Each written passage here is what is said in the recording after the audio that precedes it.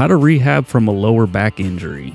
Instead of thinking of like, okay, what's the specific thing that I should be doing, finding what you can do and spending a lot of time working on the things that you can do pain-free. How to deal with chronic small injuries like clicking knees. Like how many times have you banged up your shoulder? It's like, oh, it's the same bum shoulder. I keep tweaking it. At some point, you have to take a step back and look at, okay, what are the contributing factors that always lead to me tweaking this shoulder?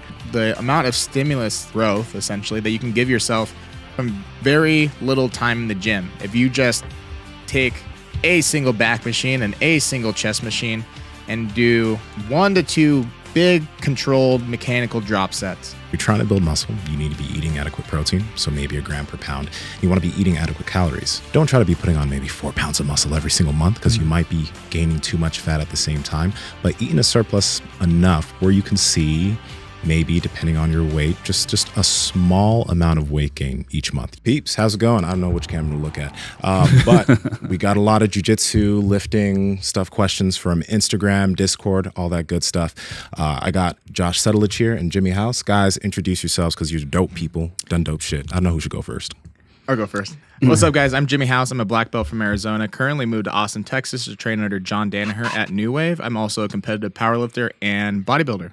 What are some of your numbers for powerlifting? My most recent gym sumo deadlift PR, cheater PR, was 815 pounds. But prior to that, I did do a 740-pound deadlift at 200 pounds, conventional, the real way. Fuck you. Josh, how about you? Oh, how long have you been grappling, dog? Grappling 6.5 years, just about 6.5 years. Yep. Got it. Josh. My name's Josh Settlage. I am the BJJ strength coach. Been doing jiu-jitsu since 2017 and spent some time wrestling and coaching wrestling before that. I don't power lift, but I like lifting a lot. And I work with jiu-jitsu athletes, helping them win more matches, get injured less. A lot of jiu-jitsu athletes. A lot. Yes, sir. A lot of them. You've helped a lot of guys get super strong. And you also did a physique show in the past. I did. Before I did jiu-jitsu, I did one bodybuilding show because I figured like, oh, now that wrestling's done, I should probably try something different. So I did one bodybuilding show and it was freaking tight. And then I started jiu-jitsu and I was like, you know what? It's not that tight compared to jiu-jitsu. So. Yeah, Josh covers up a lot, but he's very fucking jacked. Yeah. And how long have you been lifting in general? Both of you guys like lifting. How long? I started when I was 5. That's the funniest fucking thing. So 22 years. Yeah, just about 22. I started when I was 12. So 14 years. 14 years? Yep. Yeah, I started lifting when I was 13. I'm 30 now, so 17 years. I've been doing jiu-jitsu for almost 8 years now. Yeah, I've coached. I coached a lot of bodybuilders and powerlifters and some jiu-jitsu athletes, and I got an elite total in powerlifting. That lifted 755, pro natural bodybuilder. So I've done a bunch of pro natural shows, and yeah. And your Worlds performance? Yeah. I got third at IBJJF Worlds at brown belt. I think it was last month. I got second at Worlds as a blue belt, and I got third at Pans also as a brown belt. So I keep getting these third place medals, dog. For sure. I think those finishes as brown belt are pretty damn impressive because I mean for gi, that's like the ADCC of gi, really. Yeah, you know, that's 100%. I love gi, and you love gi, but you guys love no gi more. No doubt. All right. I tolerate gi. Tolerate gi? I tolerate it. I'd much rather do no gi all the time. I'm a pajama warrior, dog. All right. Yeah, I definitely like using the bathrobe. All right, cool. You guys ready to get into some questions? Let's do it. All right. So this is coming from Discord, right, Nsima? These top ones? All of these, these are coming from my Instagram, Josh and Jimmy's Instagram, and then also our Discord. Oh, okay. So like they're from everywhere. Everywhere. All right. Well, let's start on this one. This is from Car.Los G, maybe Carlos G. How to rehab from a lower back injury. It's a little vague, but yeah, how do we rehab from a lower back injury? Anyone want to start? I think with lower back injuries, and I'm sure there's a lot of questions that we're going to go over where someone will give a very specific injury and say, how do we rehab from this? Yes. And it's important to note that if you're listening to this, it's going to be really difficult for us to say, like, this is exactly what you should do to rehab your specific injury, mainly because we're not with you in person. We don't have any history of what your previous injuries were. But as a general statement, there's a lot of things, especially with the lower back, that can contribute to injury. And so instead of thinking of like, okay, what's the specific thing that I should be doing to fix this particular back injury, really, and I think we're going to cover this a lot as we answer a lot of these questions, is this finding what you can do and spending a lot of time working on the things that you can do pain-free. Yeah. And then if you can expand upon that list of things that you can do, over time, you'll be able to rehab those injuries. I know, Jimmy, yesterday you talked a lot about that on the podcast with Mark, but just start with the things that you can do pain-free and then kind of write those things down on a list and build from there. So if you can't squat, ass to grass pain-free, maybe do a partial range of motion squat. If you can't deadlift off the floor pain-free, maybe do a block pull and maybe do a different exercise altogether. But start with something pain-free and then continue working from there. Yeah, I think that's a great point. And progressing from that, then you assess your ability from the standpoint of all the different directions of the back moves, flexion, extension, but something that we don't think about a lot is like rotation or just being able to bend side to side. Being strong in those movement patterns is extremely beneficial, but we don't put a lot of thought into that. So now, after you assess your ability level and you progress that, then you can start getting more specific with specific exercises that are going to work the back and the spine and rotation, flexion, extension, etc. And then you take it a step past that, then you start to think about all the various muscles that play into back health, such as hips, glutes, hamstrings, etc.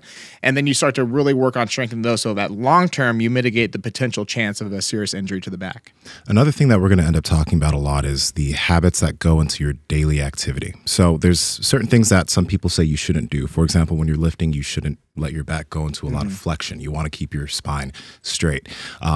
And one thing is in jiu-jitsu, you guys know that we get into a lot of situations that aren't, we're not stacked, we're not totally straight. So you want to be able to figure out a way to strengthen your back in a flex position. That could be using cables while allowing your back to round. That could be doing things like Jefferson curls, but slowly progressing those. That's allowing yourself to be strong in that lengthened position, because that's a position that a lot of people avoid. And another thing that's off to the side about the lower back that isn't directly, it's not something that will directly impact it immediately, but over the long term could make a difference, is the way that you hold your body and the way that you breathe. Most people end up breathing, very shallowly. They end up breathing in their chest, and most people in fitness end up trying to keep their abs super tight, their core tight all the time, so they look like they're running around with a six-pack, and then they don't allow themselves to breathe through here. But all of this in your core is connected. So if you're keeping this tight and rigid all the time, and you're breathing and making sure that you're not breathing deep into your diaphragm, that can affect your lower back tightness. Most of those people that tend to do that tend to have very tight lower backs.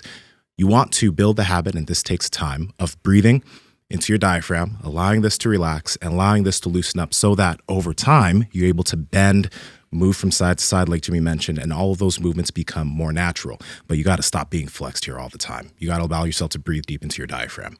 So those things should help. Especially on the mat. I'll just add it real quickly. Like being too tense on the mat, that's how I jacked up my ribs, and that's how I've seen a lot of people jack up their back. And he's already on his way, but also asking around the gym or the school, like, hey, has anybody else recovered from a back injury, and then take their advice and go from there. All right, next question from Mr. Madger. That's, I guess, what I'll say. Exercises that fix what using my full guard does to my lower back. Okay. So this is the thing. There are exercises that are cool to do for the lower back that will allow you to strengthen it in flexion. The Jefferson curl, we talked about a few things with cables. You can do rows that are coming from different angles, allowing your back to bend.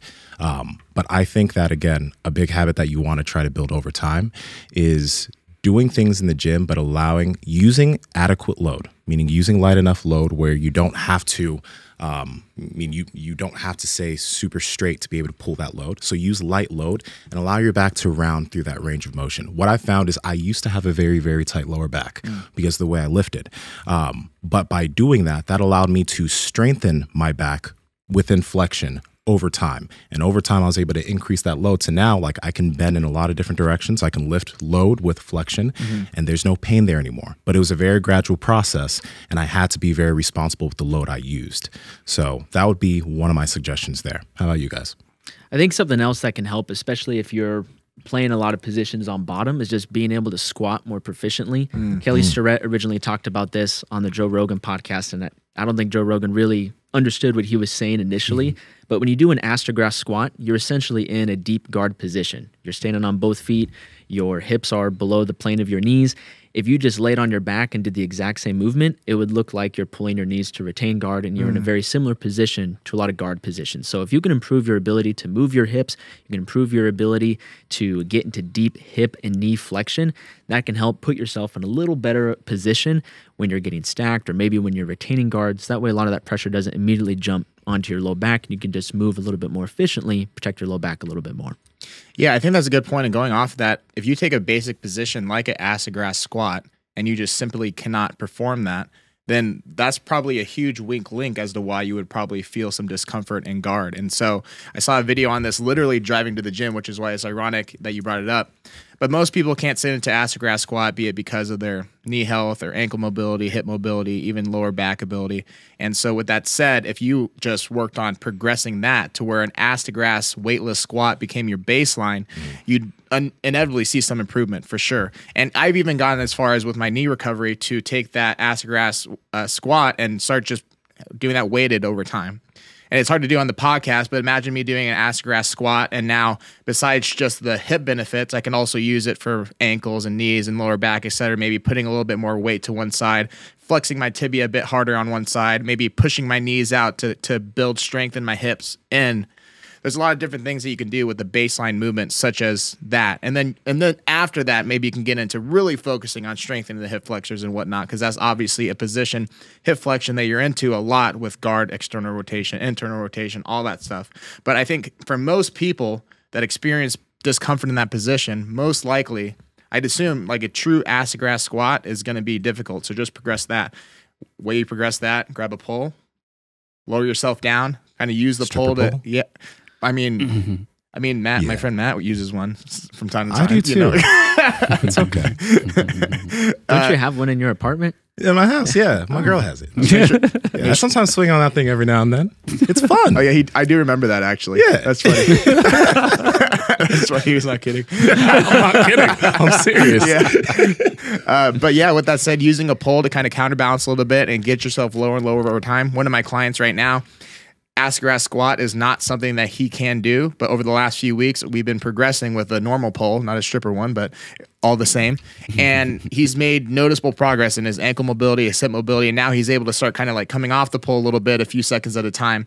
We're going to keep progressing that until eventually maybe he can sit with like a whole 30-pound kettlebell and just sit in that position for a couple minutes. So, and I'll add this, a habit that can help all of this work well for you guys, rather than having the times that you do this only be in the gym or only be like when you go to the jiu-jitsu classes. Figure out a way to make this part of your day. If you're at work, maybe see if like you can hop into a little bit of a squat, you can hop into some of these random positions, because that'll help you be able to move the needle lower. We learned about this idea from Corey Schlesinger. It's like microdosing your exercise, doing a little bit each day, so it's just part of your day. Makes your day a lot easier. Anything else to add? Yeah, actually, I think to that point, doing something every single day, how can you really lose that ability? For example, think about there's one kid where I taught at back home, and his ankle mobility, he literally, like he's 8, 9 years old, his toes could literally almost touch his shin. It was the craziest thing I've ever seen in my life. Whoa. Like literally. And to think that that's even possible, but for him being 8, 9 years old, being able to do that, imagine if every single day for the rest of his life, he just constantly made sure he just did a little bit to make sure he maintained that ankle mobility. He'd be 60, 70 years old, still being able to do that. It's when we stop doing these things where we have that type of diminishing return. So if you just do something a little bit every day, progress that, and then never stop, there's no real reason as to why you can't keep doing that for a very long time. Cool. Let's go to the next category. I think the lower back, we beat that lower back down a little bit. Yeah, we did. All right. So this is from Alvaro Mesa 5. My bad. Training. How'd I do that better than you, Mr. Zaragoza? Because you know how to read and I don't. I'll fuck with you. That's all good. Training rehab for ACL and MCL injuries. So some tips on recouping those. Oh yeah. So my thing is, again, I said this yesterday, I'm no knee doctor or expert, but I have some experience in rehabbing myself. And my general opinion on that is you start with what Josh said, what you can do. And then if you want to get into particular ligaments, then you can think about the type of mobility and strength that's required to help alleviate some tension off of those said ligaments. Inevitably, it's going to take time, right, for the ligament to heal and all that. But you can work on strengthening muscles that in the future will help take some of that pressure off. For example, when I hurt my knee, when we landed and I was like in this extreme internal rotation, my thought is if I didn't work to build that, probably just would have been completely done. Like the way we landed and everything, if my knee wasn't able to turn in as much as it can right now, I probably surgery would have had to been the only option, realistically, most likely. And so with that said, working on your ability to internally rotate your hip, externally rotate, being able to load weight, say in a pigeon position, that's all stuff that long-term will help strengthen the muscles so that you don't have reoccurring issues with your knee as you do things such as a Nordic curl or such as a Cossack squat or any ass-to-grass variation, full range of motion, full flexion movement that's going to help just get blood in the muscle, strengthen the muscles in full range of motion, and send that type of synovial fluid to send the nutrients needed and required to help actually heal the joints and ligaments. Gotcha. That's an excellent point. And I think another aspect that's also important to mention, since we all train jiu-jitsu, we've all been injured. I think all of us have had a knee injury at some point. Meniscus tear. Me and Josh was the same week, actually. Yep. Yeah, I remember that. Wow. I tore my LCL Christmas Eve at open mat. But regardless, it's important that if you're training a combat sport or really any sport, for anyone that's listening to this, if you have some sort of injury, you have to set your ego aside enough to actually dial back training a little bit. There's a lot of people who get little nicks and knacks and maybe they tweak something or maybe they pull something, and it's something that they know deep down they should probably pay attention to, but their favorite training partner showed up and it's like some big event on Flow Grappling, and they get all fired up and like, all right, every day pull harder, let's go. And then they end up injuring themselves worse than if they just dialed things back for a couple weeks, really assessed the situation and said, okay, I'm only going to do these positions where I can stay safe. I'm going to give myself time to recover, and then I can come back stronger. But instead, they jump the gun, they get into hard training too quickly, they end up re-injuring themselves and making it worse for them down the line. And that's why also there's certain things that we're going to talk about in terms of strength training, but having your strength training in your back pocket as an option is something that's super helpful, because one reason why people don't stop jiu-jitsu for a little bit is because it's the only thing they got. But if you can build the habit, and when we're talking about all these strength training things, realize that strength training in the gym is a skill, just like jiu-jitsu is. We've been doing it for many years now, so it's like we know this like the back of our hands. It's very easy for us to implement this stuff, but for those of you who are new to strength training, it's going to be something that you want to give yourself time to learn. Jimmy mentioned on the podcast that we had yesterday that many of his clients that he works with, sometimes they'll see a program and they'll be like, dude, is this real? This is too easy. This is whatever, because they're used to pushing themselves into jiu-jitsu. But just like when you're a white belt in jiu-jitsu and you have to progress yourself slowly so you can get used to that martial art, with all the strength training things we're going to be talking about, you need to allow yourself to slowly progress at that, because over time, it's going to become something that's going to give you massive dividends as far as your jiu-jitsu is concerned. Andrew? All right, so this is from Rand Romaine. He's asking Jimmy if you got surgery or if the rehab was just right out, like day one after the injury. Yeah, so I didn't get any surgery, and my mindset from basically day one was that I wasn't going to get it, because I thought about what potential what could happen if I did get surgery and had to deal with the repercussions that could happen if the surgery didn't go well or what have you.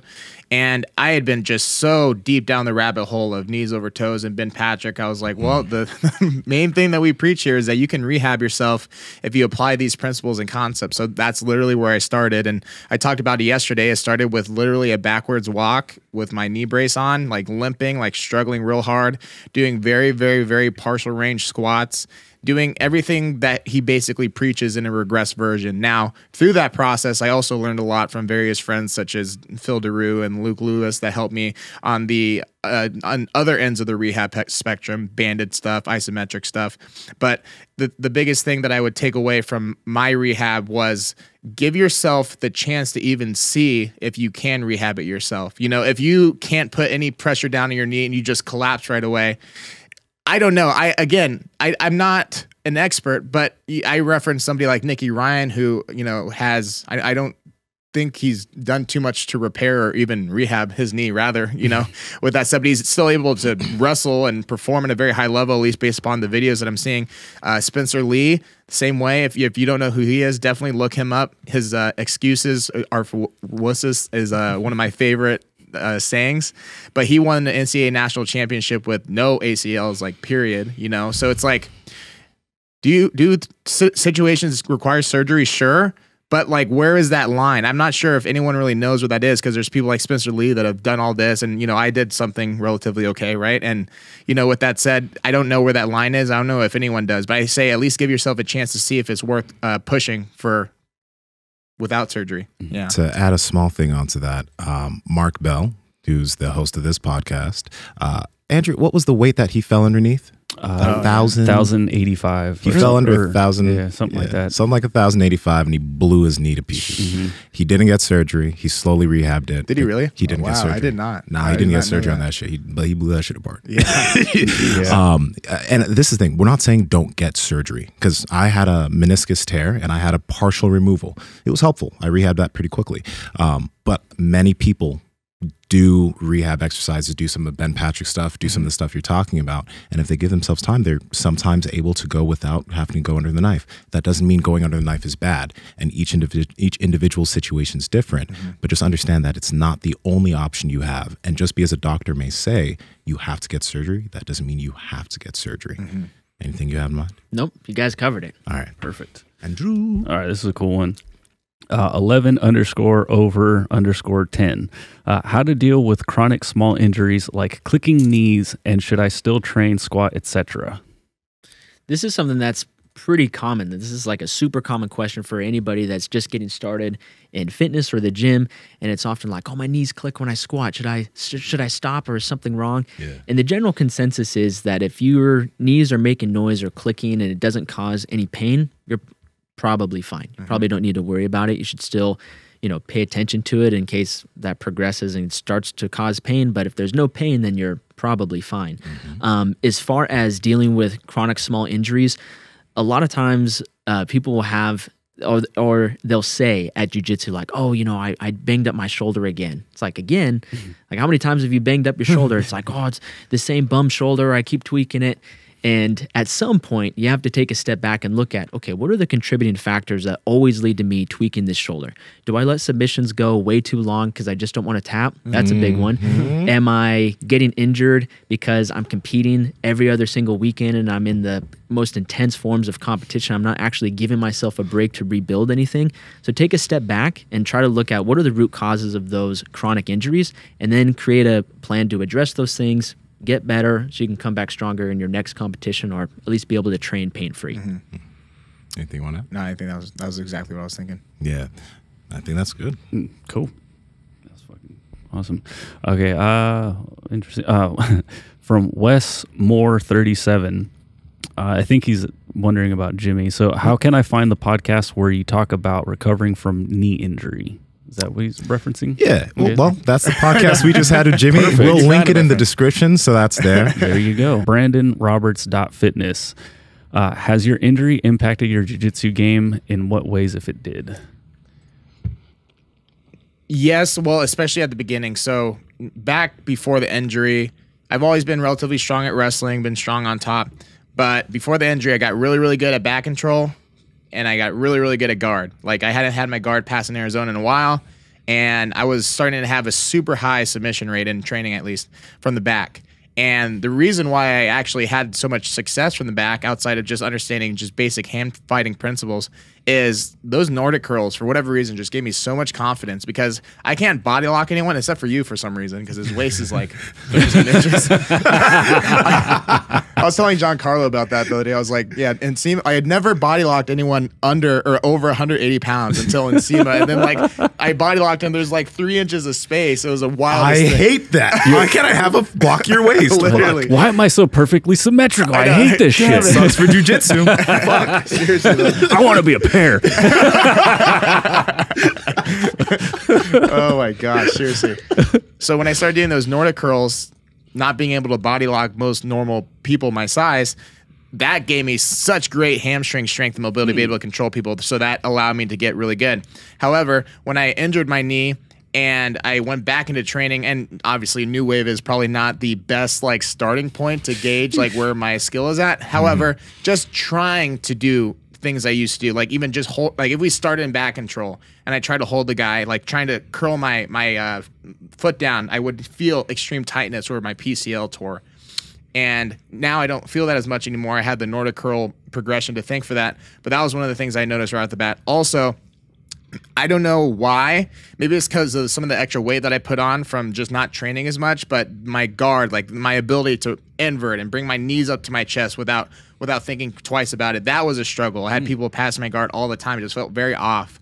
You could also contribute that to just not practicing the skill of jiu-jitsu for about half a year. But those are the main things that I noticed right off the bat. Just anything lower body related, I would maybe even more than physical limitations, just mentally thinking twice about, because like I said on the podcast yesterday, there's so many times where I had to tap early, tap, or I found myself guarding rather than actually thinking about how to advance or get out of something.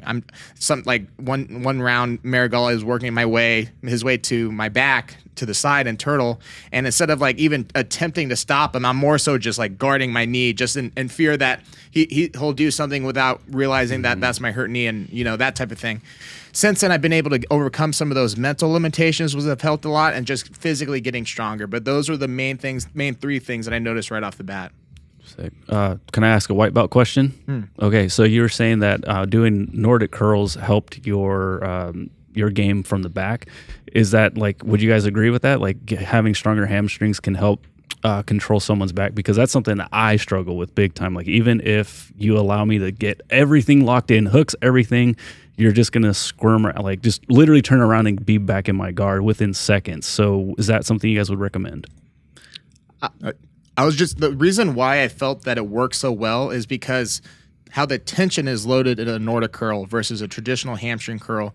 Traditional hamstring curl, the tension is hardest at the top, but in a back control position, unless it was a body lock, we very rarely ever get here. Yeah. But for me, because of my shorter, stubbier legs against people my size or bigger, I'm usually in a position where my degree of leg flexion is about like right here.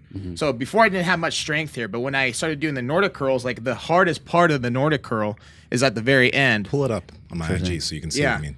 And so what I found was I just started developing a lot of strength when my leg was closer to extension like that, which gave me much more control over the opponents. And of course you have hip abduction exercises that'll help, like kind of with your pinch and stuff like that. And you can even argue like a lot of the isometric stuff that Josh does with medicine balls can help with the upper body control.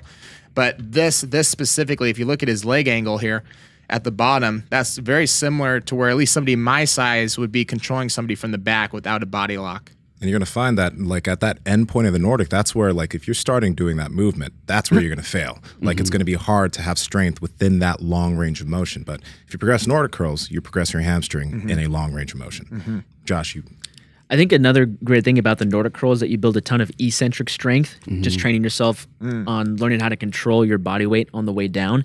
And I think a lot of times with jiu-jitsu athletes, they may miss the importance of developing eccentric strength, because a lot of times someone is going to be fighting to unlock your body lock or even clear hooks, and you have to constantly be fighting against their resistance. And sometimes they may create a little bit of space so where that knee angle increases a little bit. But if you can control that and still stay strong in that position without completely giving up, that can make the difference between maintaining hooks and losing a hook and being able to reestablish position and stay in a good position. Yeah. Cool. Yeah, we might have to have like an alert added in, like white belt question incoming. That might be pretty fun. That's cool. That sounds good. Cool. All right. From John F.A. Do you know what your testosterone levels are at?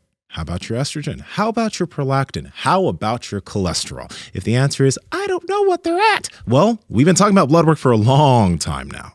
That's why we partnered with Merrick Health, a company owned by Derek from More Plates, More Dates. Now, with Merrick, you can get yourself something called the Power Project Panel, which will give you 26 different labs that will help you understand what's going on underneath the hood. After that, you'll be able to be partnered with one of their patient care coordinators, which will give you interventions that range from lifestyle, supplements, to potential hormonal health treatments that can help move you in the right direction. But it all starts with knowing what's going on down here. So get your blood work done. And Andrew, how can they get it? Yes, we have two options for you guys. Head over to marekhealth.com/power project. That's MAREK health.com/power project. There you guys will see the Power Project panel that Nsima was just talking about. And at checkout, enter promo code Power Project to save $101 off of that panel. Now, if you want to custom select your own panel, you guys can use promo code Power Project 10 to save 10% off all labs.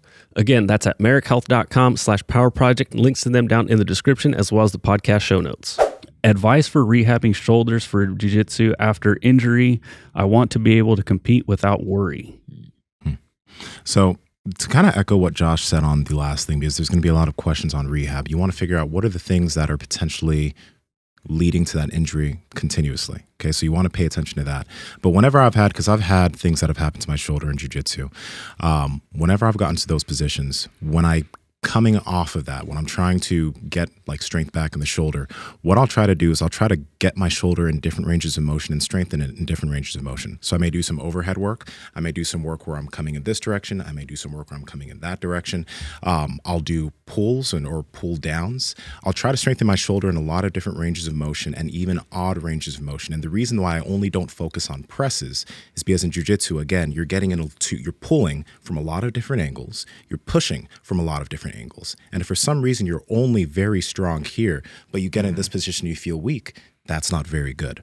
So one thing that I think that might be very powerful for a lot of jiu-jitsu athletes to kind of venture into is working with the cable machine, because the cable machine allows you to work with the load from many different angles.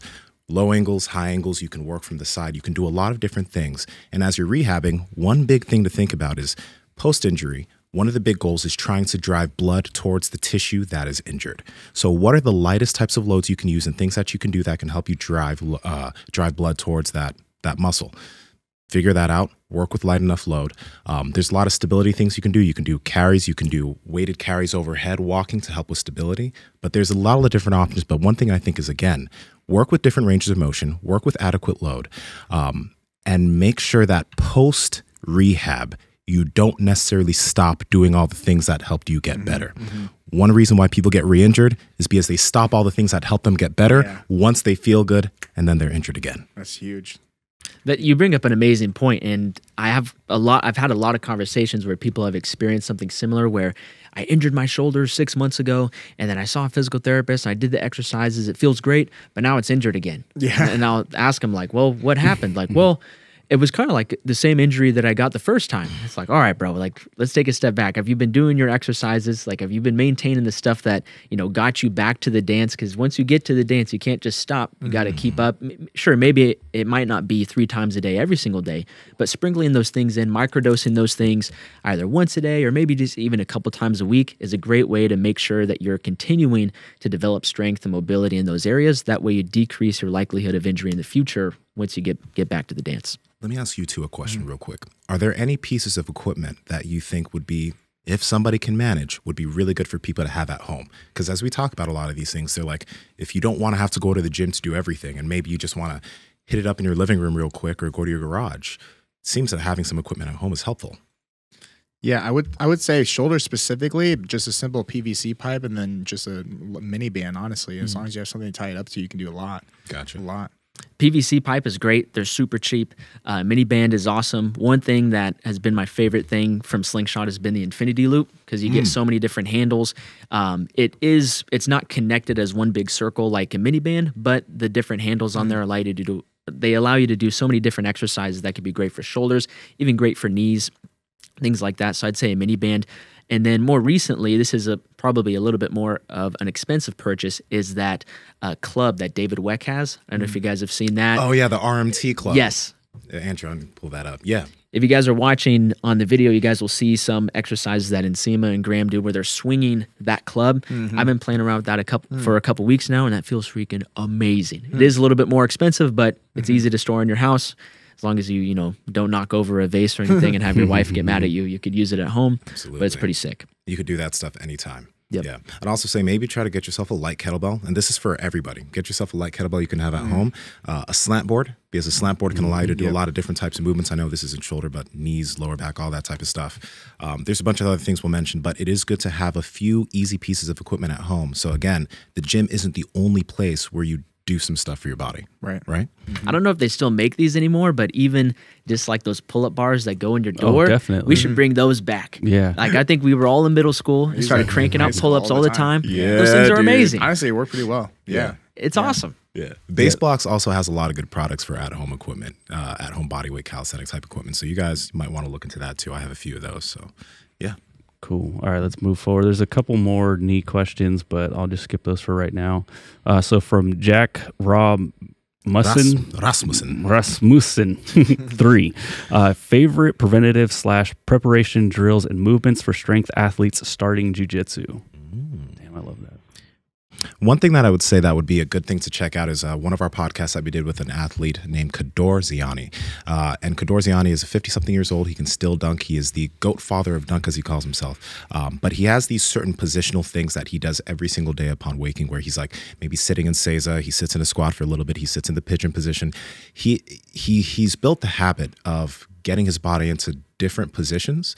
And I've built that habit too. And what that's allowed is that now when I go to jiu-jitsu, I'm not having to warm up everything before starting because my body is already feeling good and warm. I would say go frickin' buy his book, but check out our podcast with him. His book's on Amazon. Again, building a habit out of these things makes it much easier so that you don't have to, okay, these are the things I do right before jiu-jitsu. Instead, if you can bake these habits a part of your day, I think long-term, that makes being an athlete a much easier process. Yeah. What do you guys think? Yeah, well, I actually noticed when you're working today, you're just in certain poses and whatnot, and I saw the videos of you eating on the floor and everything like that.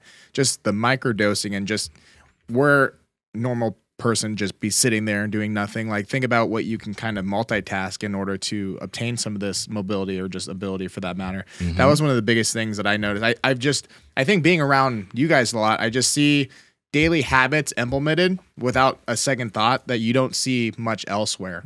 And that's one of the benefits of being here really is being able to just kind of observe these people and see what they do in their day to day, or even in the moments where like we wouldn't even be thinking about benefiting ourselves, such as working on the computer or eating. Like most people work on the computer at the desk versus Nsima's like in a pose, you know, doing yoga at the same time. So it just, I don't know, just stuff like that speaks to me as to how hard are you really trying to help yourself? Because obviously like there's stuff that you can be doing all the time. So I think to that point, and kind of to circle back to the OG, Kelly Starrett, he talks a lot about the 10-minute squat test. If you're a strength athlete or an athlete from any other sport where you don't spend a whole lot of time in deep hip flexion, knee flexion, ankle flexion, just working up to being able to sit in an astrograph squat position for 10 minutes, maybe you break that up into 20 sets of 30 seconds and then go to 10 sets of 1 minute. Whatever you can do to gradually get better at being comfortable in those positions is a great way to get started on building mobility, specifically for jiu-jitsu. And we drop these names all the time. Kelly Starrett, Corey Schlesinger, we got their books on the shelf and we talk about them all the time, but there's an easy way to begin microdosing some of these habits into your daily life. And just because it's not at the gym doesn't mean you can't get started on working on those things either at home, at the office, wherever else you're at. Let's go on to the next one. That was awesome. But this is a great purchase. Supple Leopard, Kelly Starrett. You should buy it. Okay, from Glassman _Chronicles_. How to heal a minor pec strain that affects pressing. For me, I had a minor pec strain a couple years ago. I was benching and I got pinned under 135. It was super embarrassing and I strained my pec. And so I don't know, Mr. Glassman, if this is your issue, but what had happened to me, I was doing jiu-jitsu and I'd wrestled for a long time and I ended up having a lot of nerve damage that affected the nerves in my left arm, which meant that my tricep wasn't firing the way it should be, put all the load onto my pec, and ended up pulling my pec pretty good. So just from my experience, some things that helped with that minor pec strain was just dialing things back all the way to step one, getting back to being able to do a push-up, making sure that my neck is getting stronger, making sure that the nerves in my neck have cooled off and weren't as inflamed anymore, and then gradually building back up using really light dumbbells, doing assisted dips, like a lot of stuff that, you know, kind of sucks. You have to regress back to if you're used to just cranking out body weight dips, and then you got to do dips in a slingshot. It can be a little demoralizing sometimes, taking a couple steps back, but taking those few steps back allowed me to take a much greater steps forward because I was able to address the root cause of my pec issue, which was the nerve damage in my neck. Gotcha. Yeah, I would say that I'm going to reference back to when I powerlifted when I was 18, 19, a lot of the older, more experienced guys around me. if they had an injury or a problem area, the answer was wrap it or suit it or just and then ice it, and then lift more weight than you did prior to the injury. And so maybe that's not exactly what you're doing, but I would say a lot of people, though, to some degree, you get injured and it's like you're injured and then you're still like, how can I still keep bench pressing? How can I still keep squatting or deadlifting after I just hurt my back deadlifting or whatever? Maybe you find a variation of it that's regressed and that actually helps promote the progress. But I think we just jumped straight into the modality that injured us too quickly, or trying to maintain that. And it's a simple answer. And I don't mean to assault anyone's intelligence, but even for me at times, like when I hurt my knee, okay, well, how the fuck can I start deadlifting again? You know, like with week 2, I already had 65 pounds on the bar. Like I'm going to get this shit up to 700 again one way or another, you know? So like, but to some degree though, at least I started with 65 pounds instead of like 405 or whatever. But, you know, I think all of us, myself included, try to jump back into things just too fast. To your point, if you hurt yourself bench pressing or whatever the case may be, maybe not try to rush back into that specific barbell bench press and find a dumbbell or a machine that helps get the blood flow to help promote the healing, but not necessarily like just keep running your head into the same wall. Let's call it. Yeah. Now, one thing that is a theme that will help almost everything, and is another habit that you want to build, is the habit of myofascial release. Now, you'll see some people out there that say, oh, it does nothing but help you feel good. But these right here are tune-up fitness balls. You can get them on Amazon. We talked deeply about this with our podcast with Jill Miller. She sells these. Mark, myself, Andrew, we use these things every day. We smash ourselves on these, every single body part, throughout the day, all the time. But the power of pressure on different muscle groups, like you'll be rolling on this and then you'll find something that's just, oh, there's something there. Okay, let me rub that out a little bit. Pause. But you'll find that after you build the habit of doing this over time, you'll start to feel a lot better. Certain places that maybe you were rolling on one of these and it was painful isn't painful anymore. Typically, that's when people stop doing it. But this is, again, why Mark and I and Andrew, we use these things literally every single day, almost everywhere, because we notice it's one of those things that is just a consistent benefit for the way our body feels, for places that might be feel sore, injured, or might be problem areas. Build the habit of myofascial release. It's not hype. What's the best way to address tricep tendinitis? Tricep tendinitis is pretty common in jiu-jitsu with everybody getting armbarred all the time. And if you're lifting and you're benching a lot, it's going to exacerbate your likelihood of developing some form of tendinitis. There's a lot of different contributing factors to what could cause tricep tendinitis, but a big thing is just overuse, doing the same motions over and over and over and over and over again, and not including much variation in your training. So if you've developed some form of tricep tendinitis, a lot of things that are going to help is just increasing blood flow to that area and then changing up your training a little bit. If you always bench with the same bar, with the same grip every single week, maybe use a different grip, maybe use a different bar, maybe even use an entirely different implement like dumbbells or kettlebells, something that will just change up the loading on those tissues. And then find an exercise that you can do pain-free that allows you to get tons and tons and tons of blood into those inflamed tissues. So things like banded tricep pushdowns. You can even do certain exercises like push-ups, or doing things that instead of benching with a neutral wrist position, you go into a flexed wrist position. There's a lot of things that you can do to address tricep tendinitis, just as long as you're changing it up and getting a lot of blood flow to those tissues. Yeah, I would just add on to that by saying that now after fixing the issue, long-term wise, as far as preventing that from happening, this is where I took a lot from the full ROM guys, actually. Jared Feather had showed me a tricep pushdown variation. I mean, it's nothing crazy, but the concept is we're trying to get the most length out of the tricep head as possible. So when you're coming up in a rope push down or what have you, you're pulling your elbows back as you come up and then letting it pull. And so the more you pull your elbows back, that tricep stretches a little bit more. Let it come up. You get a little bit more tension right at the very tip of the elbow. And of course, as we control weight and use adequate weight for the exercise, that long-term can help prevent a lot of that either tricep tendinitis or just anything running down into the elbow. Just strengthen the tricep. Again, repetitive terminology here, but in a full range of motion to help prevent injuries like that. And one thing that you could do throughout the day, and you don't need any type of equipment for this, but when you do get to the gym, you can use equipment, are isometrics. So for example, you can hold your arm out and you could push down in this direction. You're going to feel a little bit of tension here. Don't push down so hard that it's painful, but hold that isometric for maybe 30 seconds to a minute. You can do the same thing in the opposite direction. If you were pushing down on your arm here. Now you can push down here, and you'll feel that back there too. Hold it for 30 seconds to a minute.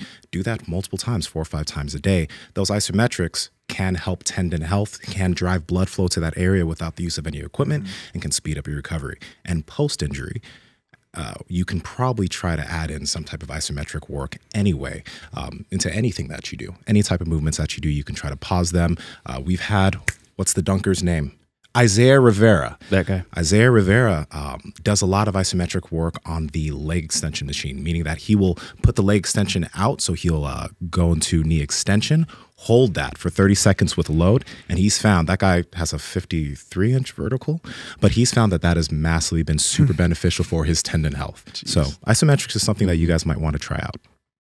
All right, let's go. From Purple Desk Chair. What are the best longevity tools / practices for jiu-jitsu? I'll start off. I'll keep it simple.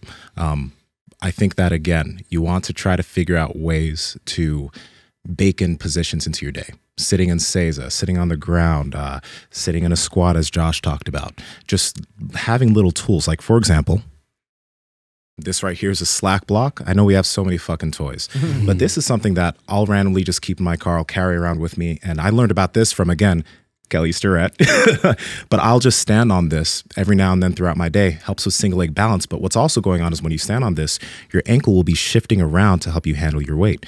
Initially, when I was using this, I was falling off, but over time, I'm able to just stand on this pretty easily. You can take these out, it gets more difficult, but that's been helping my balance. That's been helping the little intrinsic muscles in the ankle that help with balance. And it's another simple thing that is just easy to microdose. So I would just say, figure out a way to microdose little habits into your day so that it's not only tackled when you go to the gym. To that point, it's not about what you do, it's about what you can recover from. So whoever's asking this question, if you feel like you're constantly banged up, you're constantly fatigued, you may need to just look at your recovery habits. You can't really expect to sprint through an entire marathon. You may need to have certain points or certain seasons of your jiu-jitsu career where, okay, this is going to be a sprint. I'm prepping for this competition. I'm training twice a day. I'm doing all this stuff. And then when that competition's over, you dial it back a little bit, give yourself some opportunity to recover, give yourself some opportunity to grow. And then when you're ready to go into that sprint again, you're prepared and you're feeling good and you can hit it. Say it again. Say it again. It's not about what you do in the gym or on the mat. It's about what you can recover from that leads to progress. Yes. That's awesome. Sleep, but go on. My takeaway from my workout with Mark today was just the amount of stimulus growth, essentially, that you can give yourself from very little time in the gym. If you just take a single back machine and a single chest machine and do 1 to 2 big controlled mechanical drop sets. It's not the only way to train, but if you look at Mark and how he looks at his age and everything he's done, he looks phenomenal. We all thought he was about to do a bodybuilding show. And this is, for what he was telling me, the majority of how he trains now. And he's able to maintain muscle mass, maintain strength, maintain a physique, and still recover in order to be able to perform in running. And there's no difference in jiu-jitsu. And to our earlier point, a lot of jiu-jitsu athletes, because it's social media, movies, what have you, we think we just have to go so hard in the gym, otherwise you're not doing it correctly.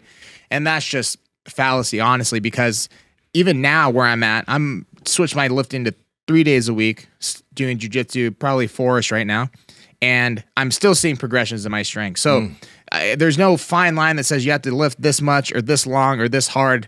You just have to give your body a reason, aka a stimulus, in order to grow or progress or what have you. And that's different really for everybody.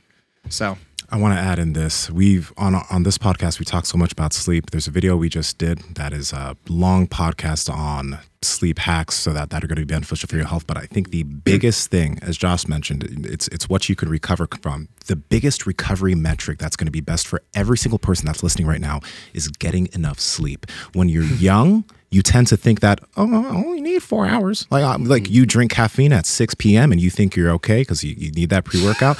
Like sleep. Yeah, who does that? You don't do that. I throw my man under the bus here. My man's a beast. But he'd be beastlier if he got more sleep. But this is the thing. Our boy Stan Efferding, who's been on this podcast multiple times, it's a quote from him. He said, if you're not getting quality sleep, it's like skipping over $100 bills for pennies. So you guys want to make sure, number one, watch your caffeine intake. Because if you have caffeine too late in the day, that can affect your quality of sleep, because caffeine has a longer half-life. It'll stay in your system as you're asleep. Your sleep quality will not be as good. So have the caffeine, the last amount of caffeine or pre-workout or coffee may be at noon, but try not to have it after that. Try to get to sleep at a certain time each day, just so your circadian rhythm is consistent. So if that's 9 p.m., if that's 10 p.m., whatever, try to get to sleep at the same time each day. We'll talk about more in the video that we'll have in the description that goes into a deep cut on sleep. But the thing is like, take your sleep seriously. As a young athlete, you might not think it's that important because you might be going by and you might be feeling okay in training. But I'm telling you right now, if you start getting good sleep, if you want to start adding in strength training like we're talking about now, along with jiu-jitsu, and you want to recover from session to session, you don't want to get beat up, you want to mitigate your ability to get injured, sleep is your fucking friend. Stop fucking around with it. Andrew, let's go to the next one. I did have something to add to it. As somebody who's been, I'm a white belt in jiu-jitsu, but in life, I'm a white belt with like maybe a stripe or two. So what I'm saying is I'm older than a lot of people that I go and train with. And what I see often is people cannot let go of their ego. Tap early, tap often. I've heard that so many times, and I live that, and I've been doing pretty good by that. But so for my longevity tip is like, hey, just because you're going to go 4 times a week this week, or four days this week, each day isn't going to be a fucking full on, how do you say, go pohada, like everyday pohada. Yeah, it's not going to be that. So like today I knew it was going to be a light day, and I was like, hey, I'm going to go drill today. I went and drilled. My drilling partner drilled and then went full out on the next roll. And I'm like, that's what's preventing you from like recovering from injuries. Because I know tomorrow I am going to go a lot harder. But today that just wasn't it. So yeah, dropping the ego at the door and then moving forward and understanding that just because you're going to, you started jiu-jitsu, you want to get better, doesn't mean you're going to get better in the next month. It's going to be a lifetime thing. Treat it as such. Don't worry about every single freaking day. You'll be fine. All right, let me see here. My phone went to sleep. All right. Okay, there's no name on this one, but okay. How do you structure your training during the week? For me, I am not necessarily in prep for competition. I'm not necessarily trying to get ready for anything major. So my form of training and my training schedule is probably going to look a little bit different than Jimmy and Nsima's. But for me right now, I try to train at jiu-jitsu 4 to 6 times a week, and I lift 3 days a week. Those lifting days are split up into what Phil Daru would call a condensed conjugate. So instead of doing 2 max effort days, 1 for the upper body, 1 for the lower body, and 2 dynamic effort days, 1 for upper, 1 for lower, we condense that down into just 3 days. So one day would look like doing something really heavy for the lower body, and then following that up with something really heavy and explosive for the upper body. The second day would be basically the same format, but flipped around, something really heavy for the upper body, something really fast and explosive for the lower body. And then the third day, which is, from Mark Bell, is jacked and tan day. You're just literally just trying to get as jacked as possible, have a good time, and then head out of there. So I think a lot of people will ask this question looking for some sort of prescription. Like, okay, how many days do you lift? Because that's what I need to do. Or how many days are you going to jiu-jitsu? Because that's what I need to do. And it's really not about what Nsima's doing. It's really not about what Jimmy's doing. It's not about what I'm doing. You need to find what works best for you, what allows you to make the most amount of progress in the shortest amount of time that you can actually sustain for the longest amount of time. So if that means that you're only going to the gym twice a week because that's all you can recover from, then that's great. You don't need to feel pressure to increase your training volume in the gym if it has a negative impact on your jiu-jitsu training. If you're someone like Andrew, or Andrew and I, we got families, we got other stuff going on with work and things like that. Not that you guys don't, but Andrew and I aren't necessarily like top echelon competitors. Our training habits and our training frequency looks very different. And so we can't expect to compare ourselves to your guys' form of training, mainly because our goals are different, our lifestyles are a little bit different, and our priorities are lined up a little bit different. So for anyone that's asking, and I'm sure we have a lot more questions asking about how many days you should lift, how should you structure training, got to find what works best for you, something that you can recover from, something that you can maintain over a long period of time, and something that allows you to make a lot of progress while you're at it. I have a question for you, Josh, Yes. because you also have a concierge type of program for high-level jiu-jitsu athletes. So for the jiu-jitsu athlete, and Jimmy, this is a question for you too, for the jiu-jitsu athlete who is focused on jiu-jitsu, I'm a competitor in jiu-jitsu, and you want to try to figure out amount of time they should be training per week. Everyone has different amounts of time, but what are your thought processes when you go about that? I think it depends on how they're structuring their skills training. There are some jiu-jitsu schools where they train super hard all the time, which oftentimes leaves athletes with not much room to recover from additional weight training or additional strength training. So in that case, I might implement something very similar to Corey Schlesinger, where we're just micro dosing a couple exercises, maybe 2 exercises before every jiu-jitsu session over the course of, say, maybe 5-6 days a week. Nothing super intense, nothing high volume. There are other schools where they spend a lot more time focused on technique and drilling, so it's a little bit easier to recover from those skill sessions. And so they have a little bit more room to do a 60-minute or maybe a 75-minute strength and conditioning session. And we might plug those in 2-3 times a week.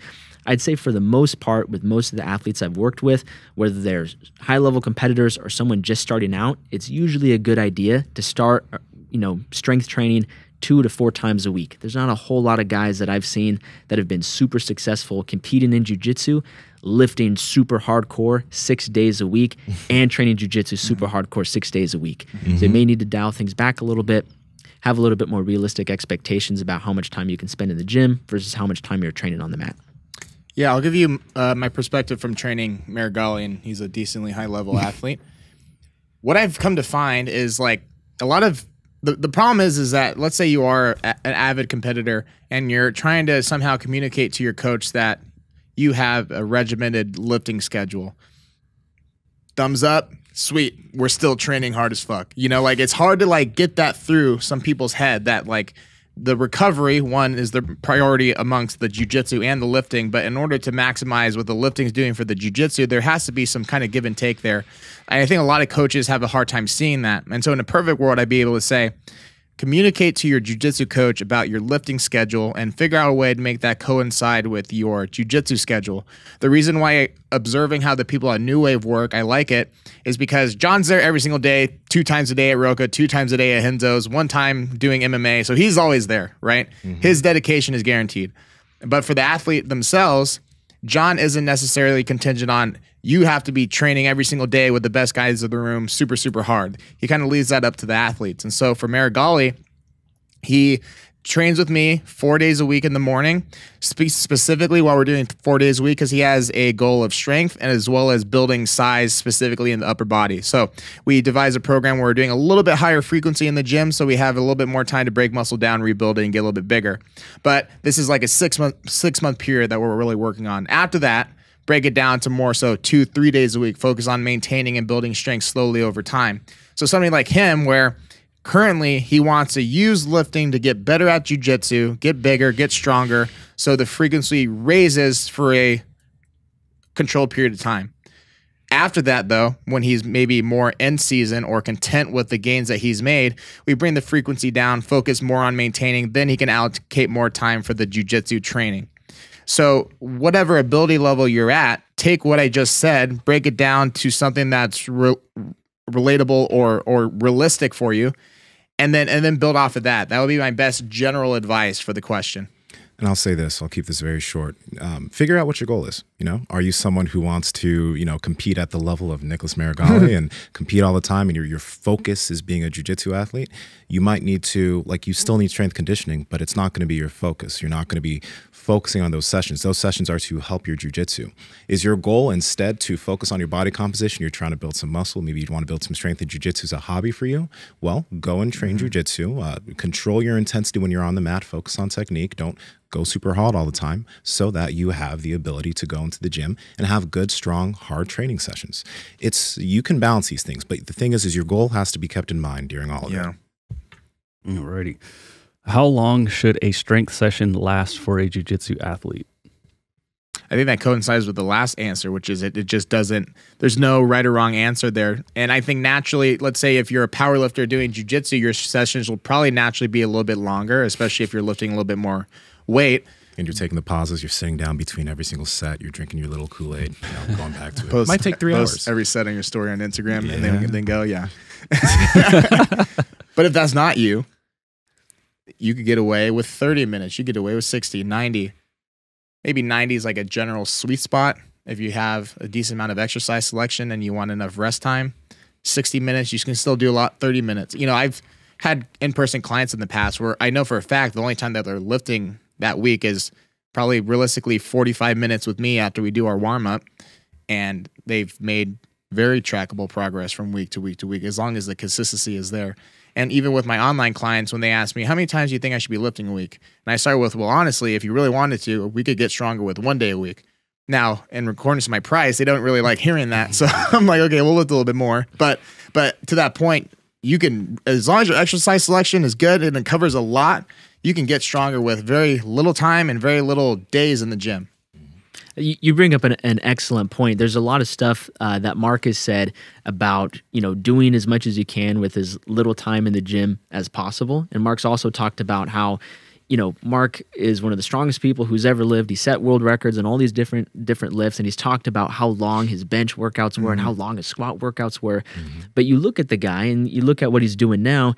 He's not doing these 3-hour bench workouts anymore. He's not doing these 5-hour squat workouts where every set you got to get in your suit again and do some crazy 1,000-pound squat.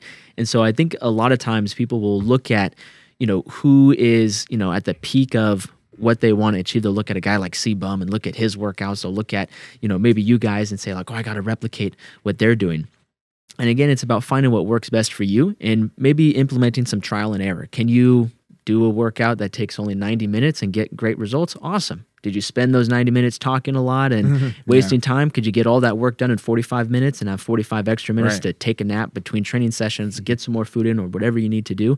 So implement some trial and error and find that sweet spot for you. For some people, that might be 30 minutes. Some people, that might be 90 minutes. For other people, it might be somewhere between those two. And when you're near to strength training, like we talked about earlier, it's a skill. So your training sessions might be a little bit shorter because you can't handle the fatigue that from the movements you're getting in the gym. Over time, you might be able to handle more volume, and then your training sessions might be a little bit longer. But give yourself the time to adapt to strength training, to get better at strength training so that you can progress consistently. And then over time, maybe your sessions are 45 minutes or maybe they're 60. But they don't have to be a 90-minute session or a 60-minute session. You get a lot done, like Josh said, in 30 minutes. All right. Is explosive training needed for jiu-jitsu? Yes, I would say so. I know when people look at jiu-jitsu and they view it from an outsider's perspective, they may say like, oh, it doesn't look very explosive. Jiu-jitsu athletes don't need to be explosive or fast or be capable of doing those things. And that's true. Like maybe 90% of the matches aren't super explosive or aren't, really fast paced, but every jiu-jitsu athlete should at least have some capacity to handle those things. If a jiu-jitsu athlete has built his game around being a little bit slower and a more control-based game instead of something focused on lots of movement, that's great that they've had a lot of success with that really positionally heavy control-based game. But the minute that they do need to be explosive, they should have the capacity to do it. It doesn't mean they need to build an entire game plan around being explosive, but every jiu-jitsu athlete should have some capacity to be explosive, and you don't need to do a whole lot of explosive training to develop that capacity. It could just be mixing in some things like what we were doing in the gym earlier today, some explosive med ball throws once or twice a week, getting your body prepared and in better shape to do jumps on 2 legs, jumps on 1 leg, jumping forward, backward, side to side. Just sprinkling in some of that explosive work can go a long way, whether you're a competitor or even if you're a hobbyist. How do you implement, in a simple way, make bands and chains? So you're speaking my language. It's like my favorite thing ever to talk about. But I'm a huge fan of the conjugate system. For those of you who are unaware, conjugate system is a format of training that was developed in Russia, and then it came over to the United States, popularized by Louis Simmons. Pretty popular in powerlifting, but there are some big components about explosive training within the conjugate system called the dynamic effort method, and that basically just means taking a lighter weight and moving it as fast as possible. There's so many different ways that you can do that. You can do that with a bench press, taking 50% of your normal bench, doing a few sets of maybe 1 to 3 reps, and just doing it as fast as possible with perfect form. You can also, take that outside, do some sprints. Our boy Graham, the Barefoot Sprinter, has some amazing content on how to get yourself in shape to do some faster paced runs. You can do things with kettlebells. You can do things with med balls. But as far as how I've been implementing some of that explosive work with the jiu-jitsu athletes that I work with, I typically start them out with an exercise that they're already pretty used to and just dialing back the load and having them do it faster. So we already do pretty heavy Zercher box squats. For now, as we introduce dynamic effort work, you're going to do the Zercher box squat. Everything is exactly the same from a form perspective. We're just going to take about 50% of the weight off, and I'd like to do it as fast as possible with perfect form and technique. Once they develop the skill and the ability to handle that well, maybe we'll get into some new stuff, mixing in some of the landmine exercises from Alex Kanellis, mixing in maybe some WEC method stuff where it's a little bit more rotational based. But again, we started from building a foundation of teach them a certain exercise, make sure they can do that exercise proficiently, then start to speed it up and have them do that exercise more explosively. As explosive work, I really do love the landmine work that I learned from Alex too. So we did a podcast with Alex. If you want to learn more about landmine work, the podcast will be linked in the description below. But it's a very simple way to add in some of that type of training. The landmine's a very simple setup, and the movements he does are simple to implement. Easy to do, but they will help you build that ability. So that's something to check out. If you think about the term explosion, I think a lot of us just immediately associate that with offensive movement, which is why somebody can make the argument, I'm not very explosive. You know, that's not really my game. However, from a defensive standpoint too, you could be going against somebody that's offensively explosive and then have to call on defensive explosion to be able to just keep up or stop them. That's why, to your point, in preparation and explosion training, that's why it's important really for everybody, because yeah, you might not be the one that's taking blast doubles every second or wrestling up from guard or what have you, but you might be going against somebody that does, and if you want to defend that adequately, you might need to prepare yourself for that type of force coming your way, which is a hard stop or a hard hip or what have you. You know, I think that's where a lot of people in jiu-jitsu, you know, run into issues, because they go against somebody that's super explosive and they don't train that way, because the majority of jiu-jitsu competitors, maybe up until just recently, aren't very explosive, but then being able to try to handle that for a prolonged match, eventually something gives way. Like the technique holds strong, but if the technique's comparable amongst the two, the explosive guy kind of edges it out because the other guy's just not prepared for it. Yeah. Alrighty. Let's see. From I'm Noah V. Do you believe Olympic lifts should be a staple in a college wrestler's off-season program? Both of you guys are wrestlers. What do you think? I think the main argument that's said about this one is the Olympic lifts are very beneficial, but the time, and I think I've heard you talk about it, but the time that it takes to get efficient at those movements to then reap the benefits may not be for everybody. So then you have variations that tie into maybe kettlebell work or landmine work or just like hinge variations of exercises that'll get you the same effect, but without the time necessary to get absolutely perfect and dialed in with those. Also, probably a little bit safer too, acknowledging that if you did get good at those movements, at a certain point, you'd have to progress those with weight or resistance. And then that's when the chances of injury just rise, because Olympic weightlifting is such a skill, and it's not given nearly enough credit. I don't do it at all. It's not a skill of mine whatsoever, but just watching it though, I don't think we really understand how skillful you have to be in order to just fling 400 and 500 pounds, catch it, and then re-catch it again at the top, or be able to fling 400 pounds and just catch it straight arm. Like it boggles my mind, really. There's so many great Instagram accounts that do these slow motion videos of people doing weightlifting at the Olympics, and people will see that and be like, that guy's super explosive, I should do that to get super explosive. What Instagram doesn't show is that when that guy was 5 or 6 years old, he spent 6 months doing that with a PVC pipe, nothing else. And there's not a whole lot of college wrestlers that I know that want to spend 6 months with a PVC pipe. There are so many great benefits from the weightlifting movements if you can do them properly and safely. But to Jimmy's point, at what cost? If it's going to take you 6 months, maybe even 12 months to learn how to do them proficiently, you just spent 6 to 12 months working with a PVC pipe when you could have used a landmine, could have used a kettlebell, could have done literally 100 other exercises that can give you a similar benefit, but don't have the same requirement of time needed to learn to do them proficiently. The learning curve of the landmine can be very, very quick. And the dividends that you can get from it, because you can easily start loading it fairly quickly, is immense. So what they said right there, that's something that you really want to think about. Next question. Okay, from Salkohi. How can I build muscle while doing jiu-jitsu as an intermediate lifter?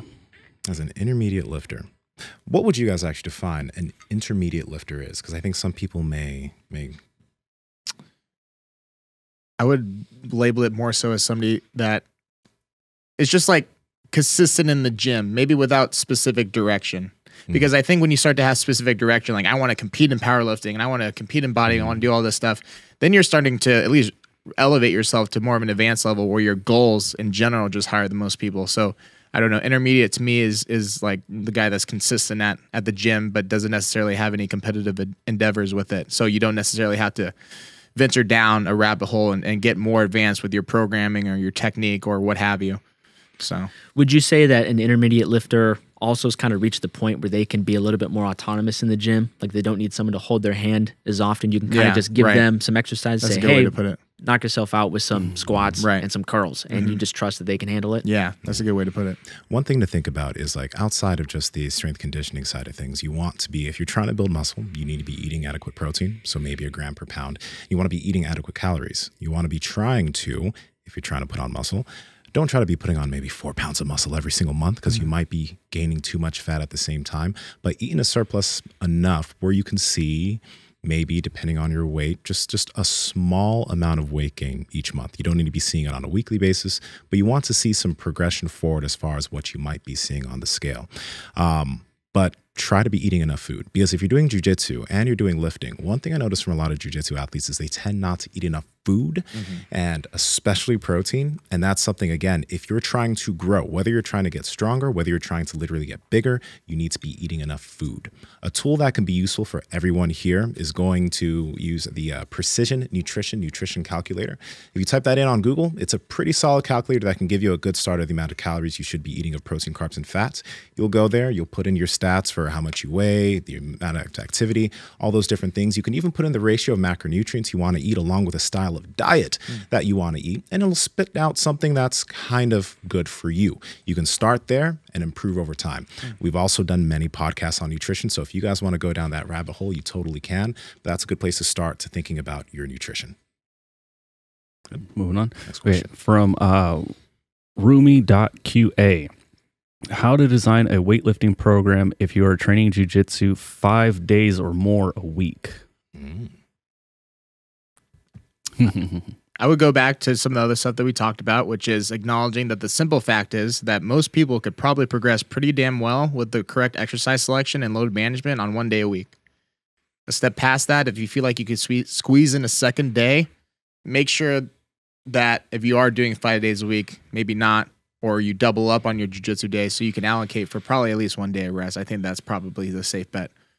The problem that I see with a lot of people is they have their jiu-jitsu specific days and their lifting specific days, and acknowledging there's only 7 days in the week, then they just run out of days in general. So here's a question for you guys, because I was wondering what you guys thought about this is that I forgot who it was, but his suggestion was if you have a high intensity lifting day and a high intensity jiu-jitsu day, it would be best to pair those two together and keep your lower intensity jiu-jitsu and lower intensity lifting days also paired together so that you are able to better maximize recovery. That was his opinion. So pair together, not on the same day, right? Or like 1 day, then the next day.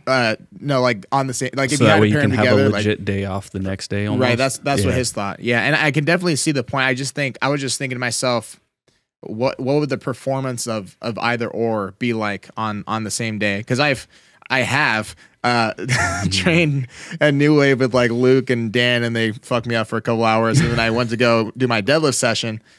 I did 675 for a triple, but the next week I came without doing the jiu-jitsu and I pulled 705 for a triple, way easier than the 675. So there's a drastic decrease in my performance, obviously, so that was something where I wondering what your guys' opinion was. If you were designing a program, would you ever do that with one of your people? Go ahead. I'm a huge fan of that. And I think before we dive into it too deeply, it's important that everybody listening knows that they need to understand what their goals are. If your goal is to be a power lifter, rolling with Big Dan and Luke right before your powerlifting session may not be like the most optimal way to maximize your growth in powerlifting. But vice versa, if you're a jiu-jitsu athlete, smashing yourself and like doing the craziest leg workout ever right before you go roll may not also be the best option either. So understand what your goals are And then something that I know Andrew is familiar with this concept, something that I've talked about before, is separating your training days in your week between intensity days and skills and drills days. That way, you have a day where you kind of know already mentally going into it, okay, this day is probably going to be a little bit of a challenge. Have my strength and conditioning session. It's not going to be so ridiculous that I can't train afterwards, but it's going to be pretty tough and fatiguing. I do my hard sparring rounds, and then for the next say 24 to 48 hours, all I'm focused on is recovery. So say that's on a Monday. Your intensity day is on Monday. You lift in the morning, then go to jiu-jitsu afterwards.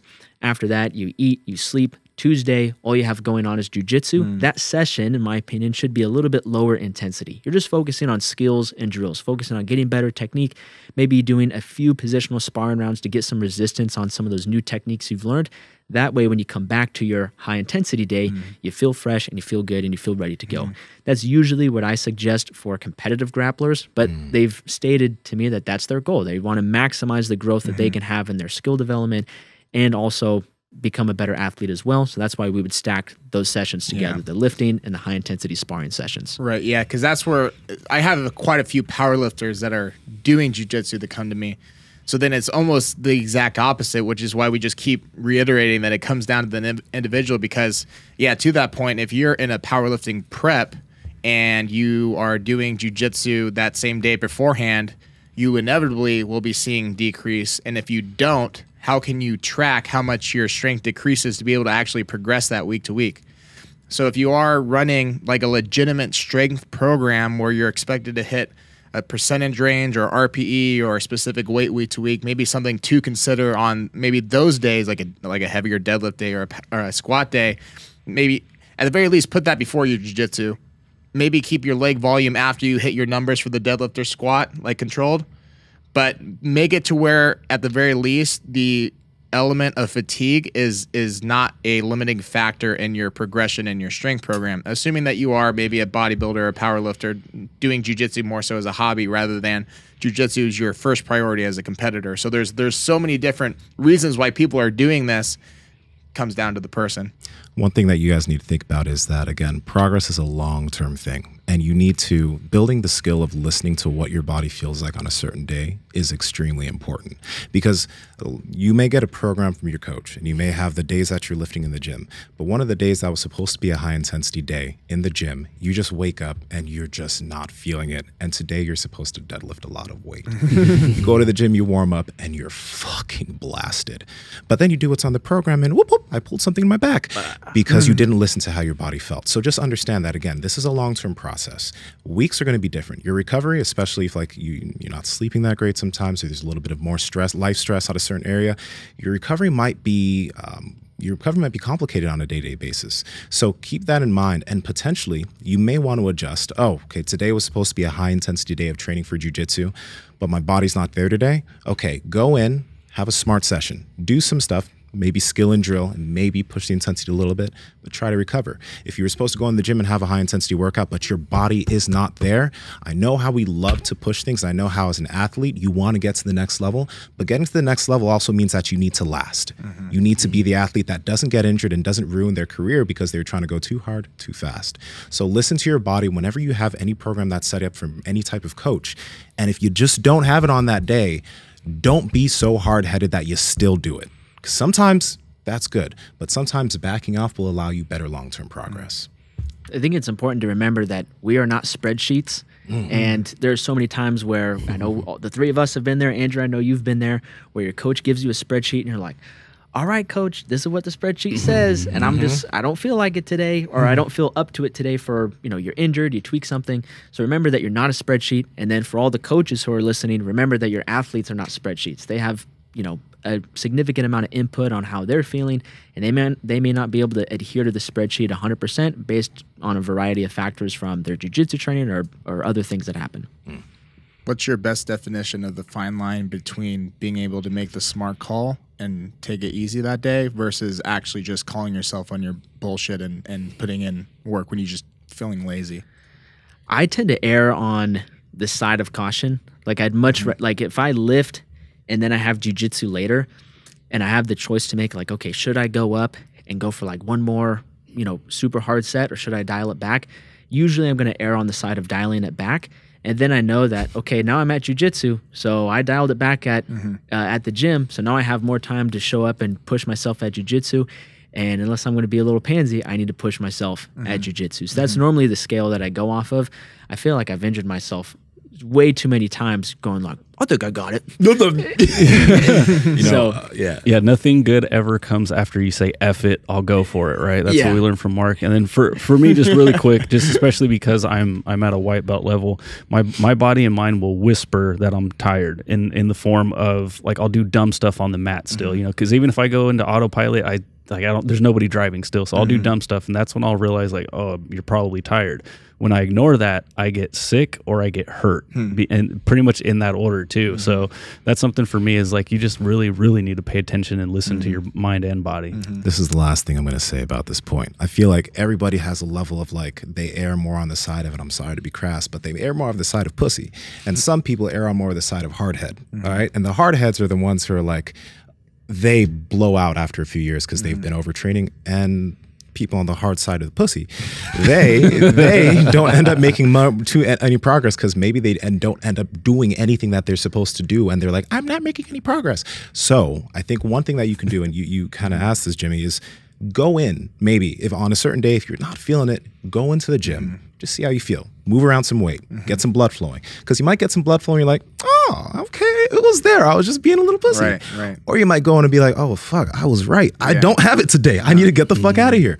So maybe still try to go into your jiu-jitsu session, your lifting session, and just see how you feel and progress accordingly, but back off when you know you gotta back off. That's smart. I like the answer. Yeah. All right. Okay, cool. Let's see here from Gas Parlor Enzo 1.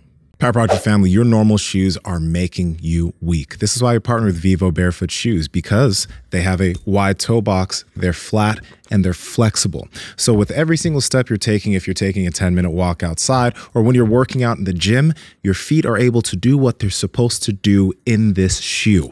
They have tons of options for hiking, running, training in the gym, chilling and relaxing, casual shoes for if you're out on a date. You need to check them out. And Andrew, how can they get it? Yes, that's over at vivobarefoot.com/powerproject, and you guys will receive 15% off your order automatically. Again, vivobarefoot.com/powerproject. Links to them down in the description as well as the podcast show notes. Do you guys do any sprints by any chance? And if so, how many seconds and how much time for rest? That's very specific. Personally, I don't do much sprinting. I may do some sprinting on a assault bike, or some random sprinting here and there. But if you're doing like hard sprints, it's very fatiguing. Very fatiguing, and that'll impact your training quite a bit, especially if you don't train sprinting often. So if that's a skill you want to build, cool. It's each to an individual, but just understand that like if you sprint, you want to baby yourself, okay? If you haven't been sprinting, and I've made this mistake where you're just like, oh, I got this, let's go sprint at 100%, and you pull a hammy like I did, that's because you're going too intense too quickly. So just like everything we've been talking about, if you want to do that, you can just modulate your intensity of your sprints, maybe 60%, right? And just pay attention to how it has an effect on your lifting and your jiu-jitsu, because it is a very fatiguing thing to do sprints. You mentioned the Echo Bike, which is great. If you're thinking about sprinting, it's super important to think about the reason why you want to start sprinting. Is it because you want to have a faster paced gas tank, or at least be able to hit some of those higher intensities, and then pick the modality that works best for you. You know, we've all been there before. Like we catch this train that Mark is on running, and then he starts doing some sprints. He's been working on it for 6 months, and we jump in like, all right, yeah, Mark, you know, what's up? I'll sprint with you. And then you pull your hamstring. But you can go pretty hard in the paint on a rower, a ski erg, a fan bike, and still get some of the benefits of sprinting without necessarily blowing your hamstring off. Right.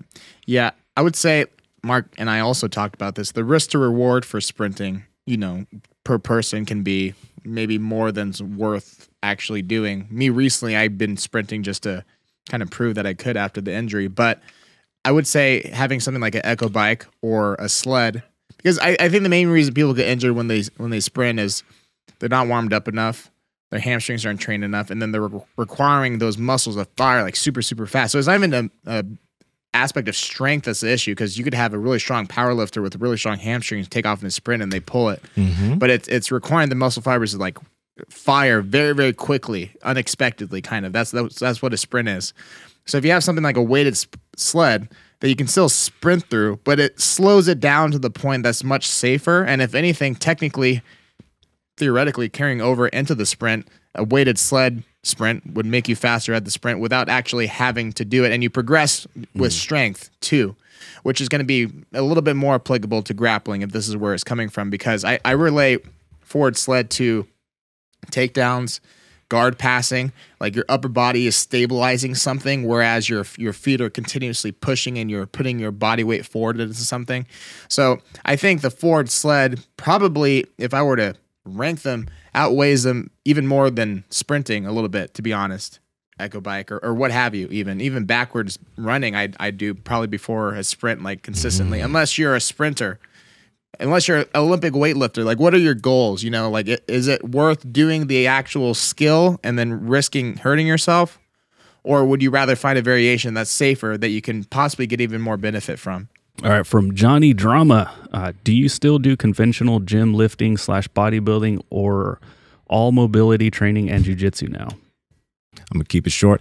I still do lifting. I still do bodybuilding movements, but the main concept I try to keep with all the things that I do is I just try to have a longer range of motion and controlling the load with that movement.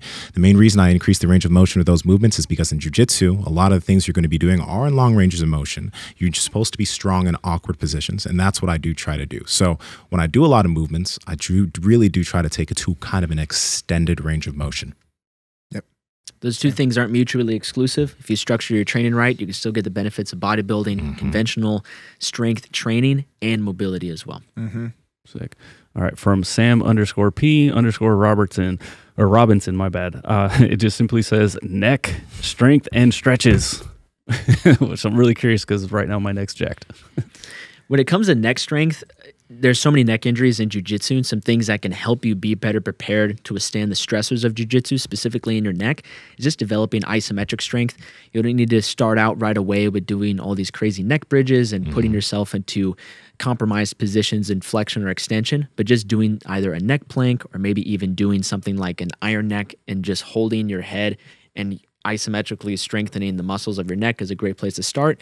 Then also just, making sure that when you're on the mat in training, if someone has your neck locked up and you can't escape, you might as well just tap. You don't need to wait until the cloud starts, closing in and you're going to pass out before you tap. You can just tap earlier and start the rollover and go again. Yeah, easy enough. If you don't use a muscle, then it's probably going to start hurting. And I would go on to say that most people just don't work out or even move their neck that much for that matter. So just moving your neck in all the directions that it can move can be started out as a beginner exercise, and then naturally finding a way to progress that with resistance, be it a band, iron neck, a plate on your head with a towel underneath, anything like that. There's a specific product that's like a you guys have loaded. it, right? Yeah. Do you know what the name The of it is? strong neck? Strong neck? Yep. The strong neck is another tool. So the iron neck is nice, but it's a little bit expensive. The strong neck is very inexpensive, and you can load that bitch up. Alrighty, so Physiera 5. What are some great exercises for ankle mobility that you recommend?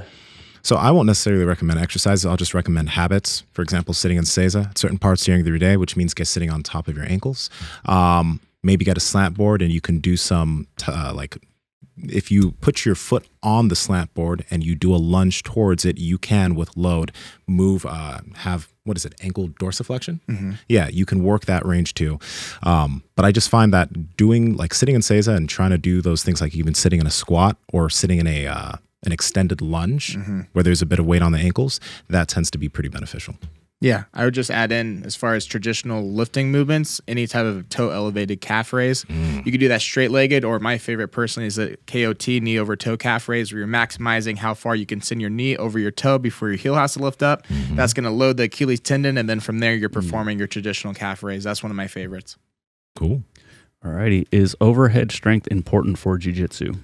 Yes, absolutely. There's a lot of people that I've heard say that overhead strength isn't as important for jiu-jitsu athletes because you're not always going overhead, but your arms are able to move overhead, so you should develop strength in that range of motion. It's only going to help you be a better athlete and help decrease the risk of injury. Cool. That also ties into pulling movements too, not just pressing, Yeah, so. I dig it. All right, where did you? Oh, you moved it.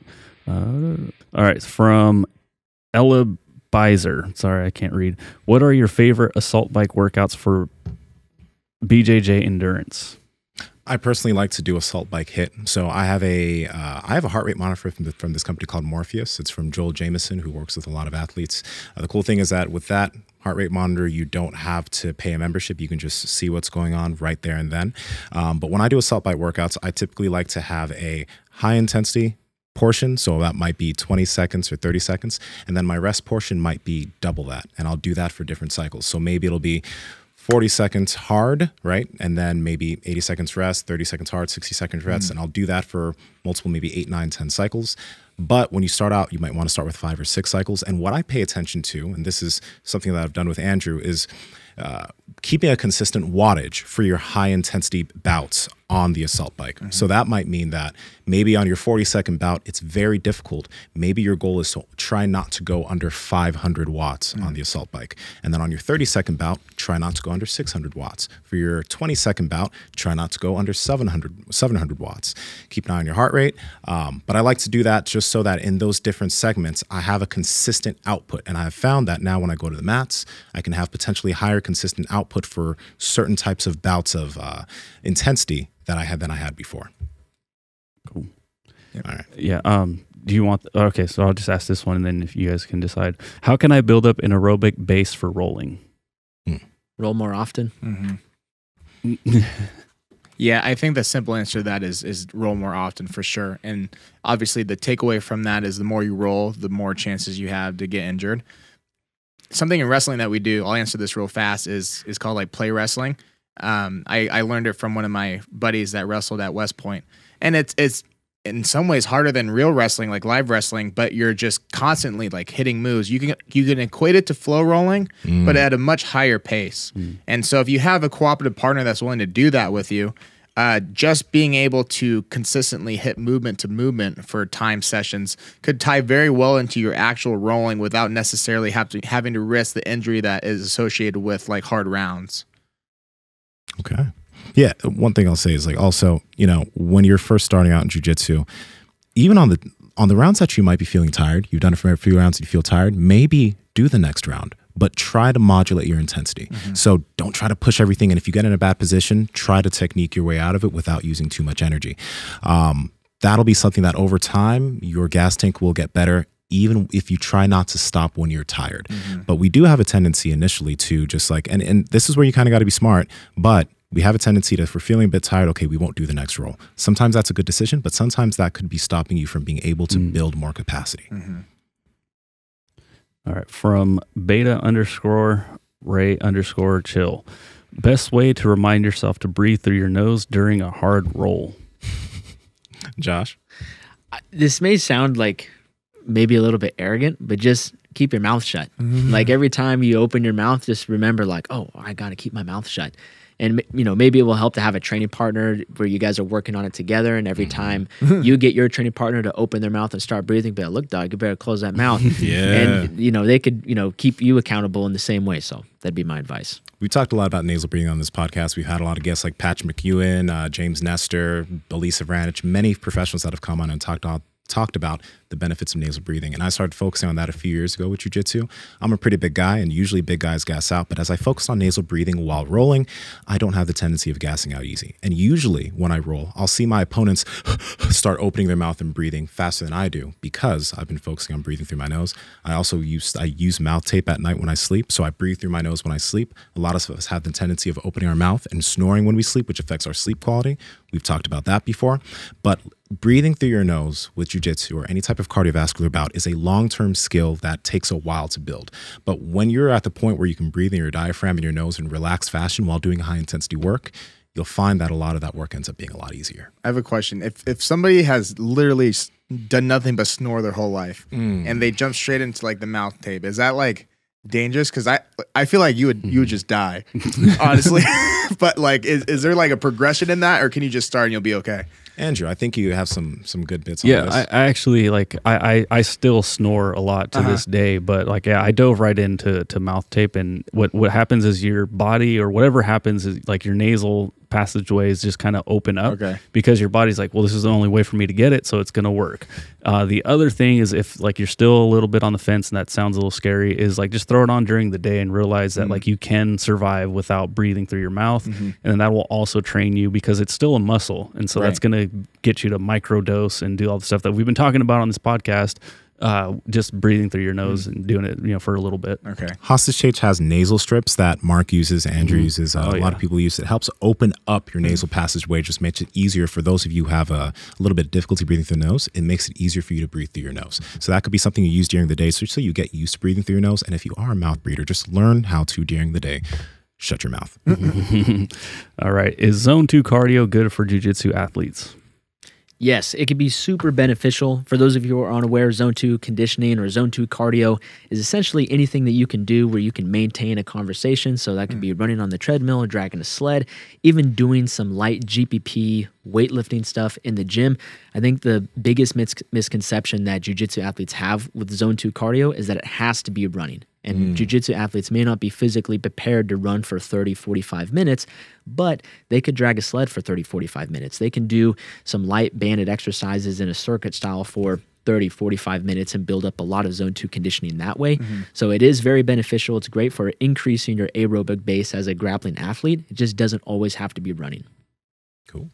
Got it. All right, cool. From sun_fire_meat_sleep, sunfire meat sleep. Nice. Is there anyone who shouldn't do jiu-jitsu? Example, certain past injuries, etc. What do you guys think? Probably that you could probably take somebody out there, with like no legs or a heart or something, But I would say my boy Tyler Bray, Yeah. he has spina bifida, Damn. and he. well, yeah. But Yes. I get what you're saying. Yeah, I mean, probably you could maybe somebody on their deathbed that probably has like a day left, might be too late, right? But I would say most people could probably find a way. Based upon all the things that we've said already, if you implement that concept of regression and progression and being able to manage the type of training volume you're doing, most anybody could do it. And that's where tap early, tapped often comes into play. Like, it's okay to, like, if somebody just grabs something, just tap. That's what I had to do with my knee, So if you have a bad injury to your neck, hip, or whatever, just tap, and just get used to saying that, and that's okay, And over time, the injuries that you may have will get better, because I've had people that have messaged said, oh, I have this knee injury, I have this back thing. Just go in and start at your own pace. Don't try to bite off more you can chew and you can practice, because if you do jiu-jitsu, the goal, at least my personal goal, is to do it for the rest of my life. So I might have these injuries here and there. You might have injuries here and there, but your goal is to get past those injuries over time. And also, there are so many different positions in jiu-jitsu. Like, I know guys who only play half guard because there are just certain things that they can't do in other positions. So they're half guard annoyances. But there's a lot of positions in jiu-jitsu that you can do and modify for your body. So that's something to keep in mind.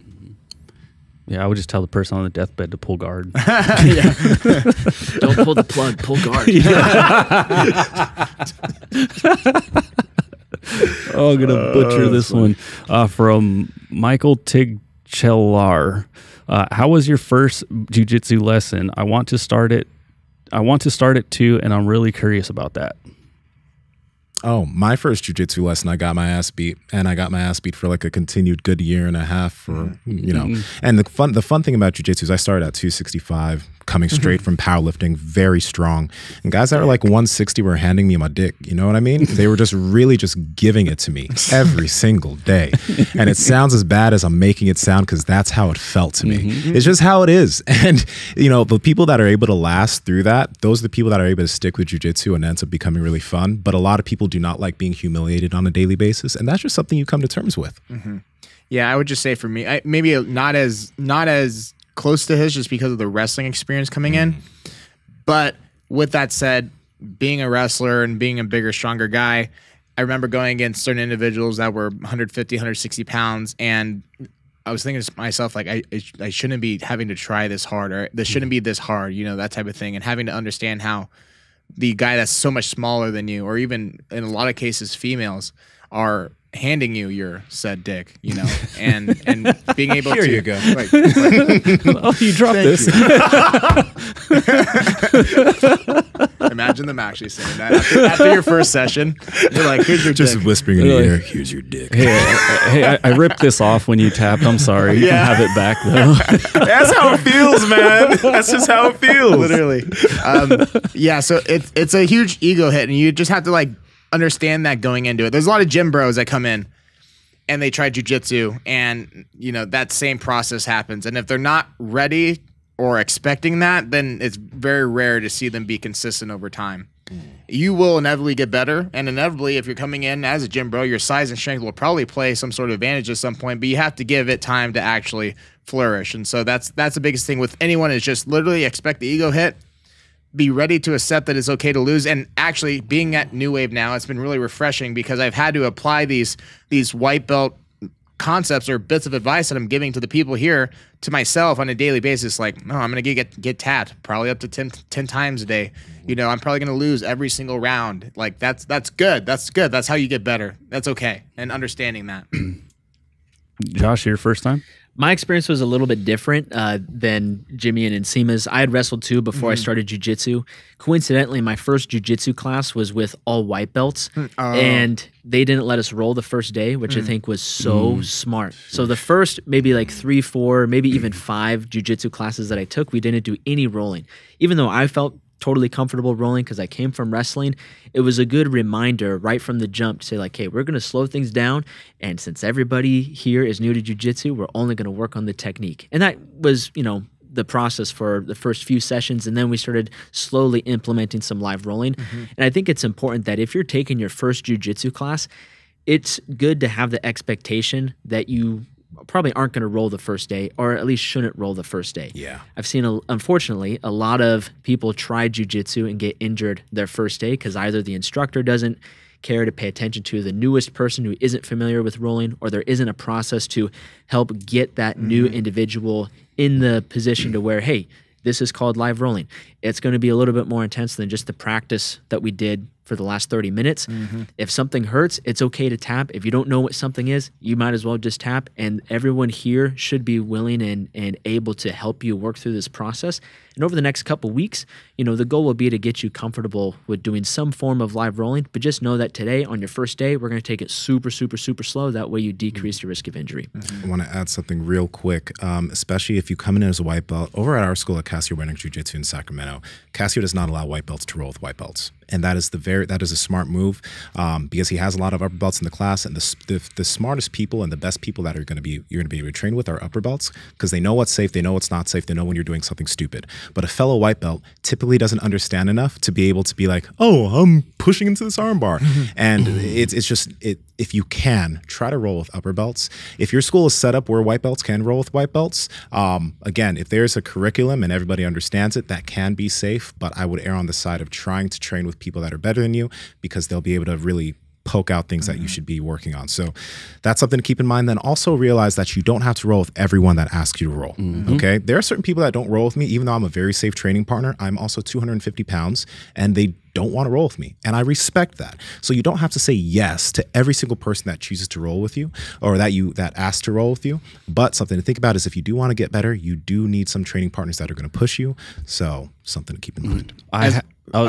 Go ahead. Sorry. Go ahead. I was going to say as a woman too, like especially apply that for sure. Because obviously the women in jiu-jitsu is not a very high number at your average school. So you'll be forced to roll with guys. And if you know a guy is a spazzy or you're not sure of a guy or you're not sure of his looks or whatever, just it's okay to say no, or it's okay to sit out and watch, or whatever the case may be. Or even one thing that I advise students back home was, you know, if you're female and somebody asks you to roll and you're not comfortable with it, just say, oh no, I'm going to roll with my instructor, and then just ask the instructor. And if the instructor is a good instructor, then they'll roll with you, and you trust the instructor, hopefully, right? So those are little strategies that just help women specifically, or even just like a smaller, maybe not as confident male, get used to rolling without having to worry about always being like overpowered, dominated, or hurt. Yeah, I have, prior to jiu-jitsu, I had 0 grappling experience. So my first exposure, I was super scared. I was extremely nervous, had no idea what I was doing. I wish it was only technique, but we kind of did a second of technique and then, all right, let's go ahead and roll.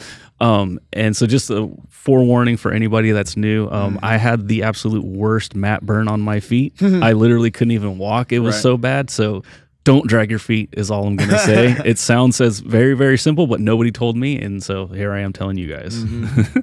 From Bevyur, how to retain techniques in jiu-jitsu. When I roll, I can only remember some movements. Same here, bro.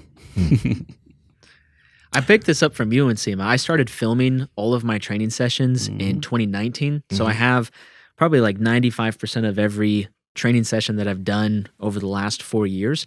And even though not all of those videos are always going to be best to watch back because you roll out of frame or someone sits right in front of your camera, which is kind of frustrating, you at least are able to look back at what you were doing, because oftentimes you only remember getting tapped or you only remember tapping somebody else, which is great. It's good to remember those things and track those, those wins or track those marks of progress.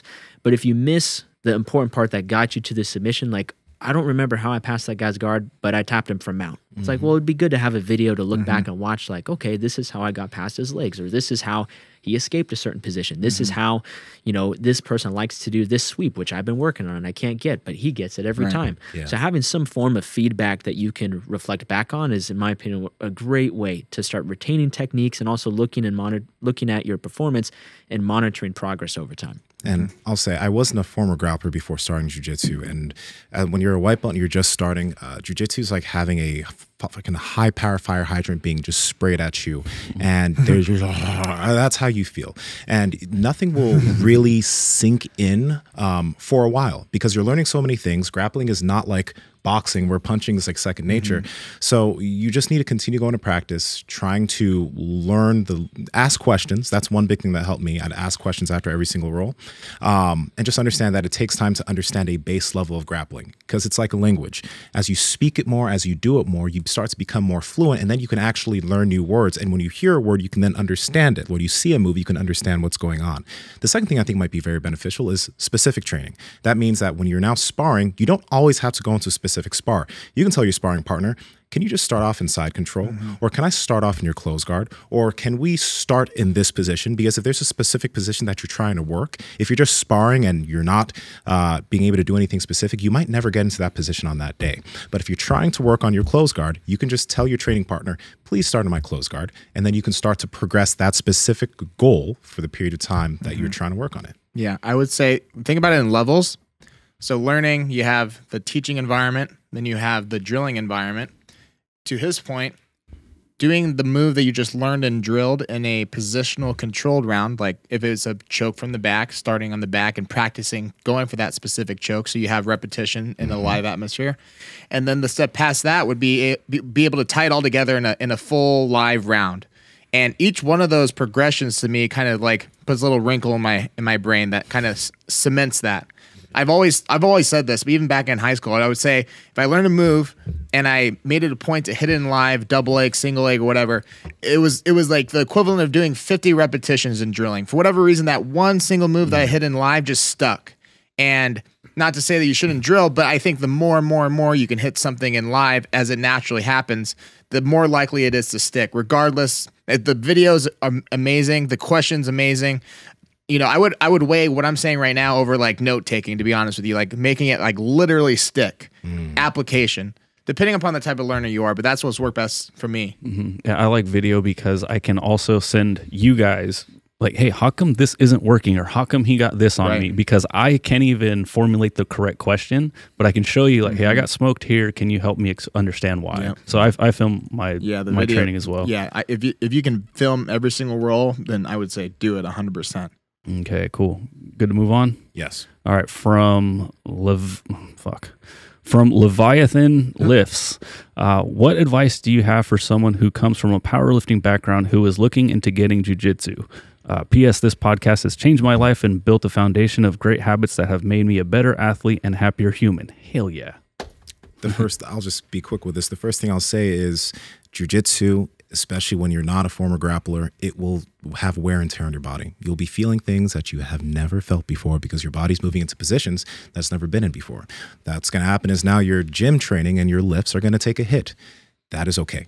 That'll happen for a period of time, but when your body gets used to the rigors of jiu-jitsu and the martial art and it doesn't end up fatiguing you as much, over time, maybe over 6 months or whatever, you'll get back to the gym and you'll start to be able to do the 4 numbers that you're doing before. But just try to disconnect yourself a little bit from the former powerlifting numbers you've had while your body gets used to the stresses of jiu-jitsu, because that's why a lot of people quit. They don't allow their body time to adapt to the stresses. Something else takes a hit. They're like, oh, this jiu-jitsu shit's not just for me. And then they go right back to the gym. Yeah, 100%. My first maybe year and a half of jiu-jitsu was kind of just what he just said. And I noticed most people, bodybuilding or powerlifting, they want to do jiu-jitsu and they try it, and then they see their numbers go down or what have you, and then they're like, oh no, I can't do it. We got to go straight back. You resort back to running to where you came from instead of giving it the chance to flourish. Because I mean, come on, there's so many people out there that have proven it's possible. Put on muscle while doing jiu-jitsu, get stronger while doing jiu-jitsu. So it's not like at a certain point you're just going to hit a wall and just get weak all of a sudden. That's just nonsense. But just give yourself the chance. Like, stick it through, right? That's where we get stronger as people mentally. So why not just use that and make application in it for this specific scenario? Yeah. I think to your guys' point, and Mr. Leviathan Lifts, go back on Jimmy and Nsima's YouTube channels, because I think you guys both have videos of your first jiu-jitsu experience or what it was like to be in that mindset, first starting jiu-jitsu as a strength athlete.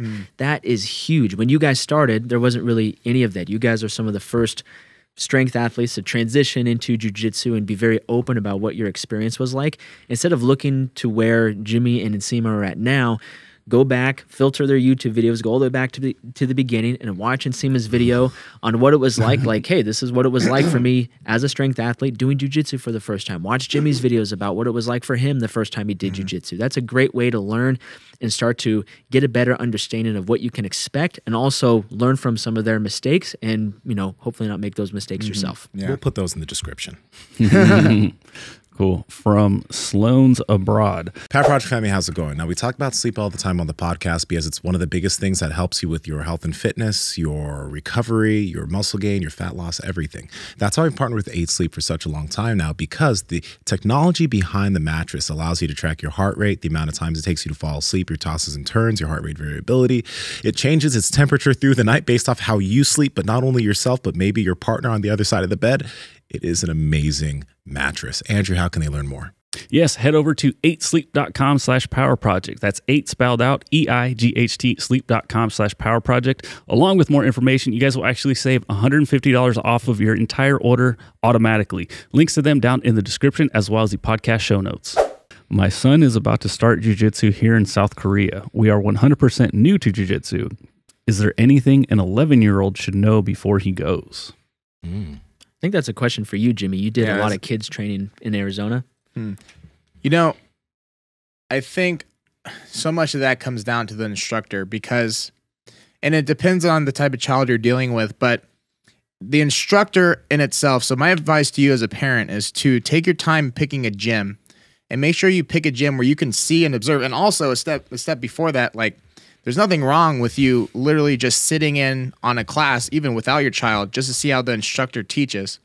Because depending upon the child that you have and their personality, they may respond well to certain instructors and not so well to others. To me, the instructor needs to be able to maintain a strict environment, but also keep it fun. Because if you come in there like a drill sergeant, that just turns so many different kids off. And they're kids, so they just accept it for what it is. And they almost equate it to school, but that's the problem. You don't want kids to think about jiu-jitsu as school. It's when kids spend all day at school and then they come to class and then they're under a drill instructor that just drills. And then all of a sudden you just see like the light in their eyes go from learning jiu-jitsu, this is fun, to school, homework. And you have to be able to decipher the difference when you're dealing with children. That's the most important thing.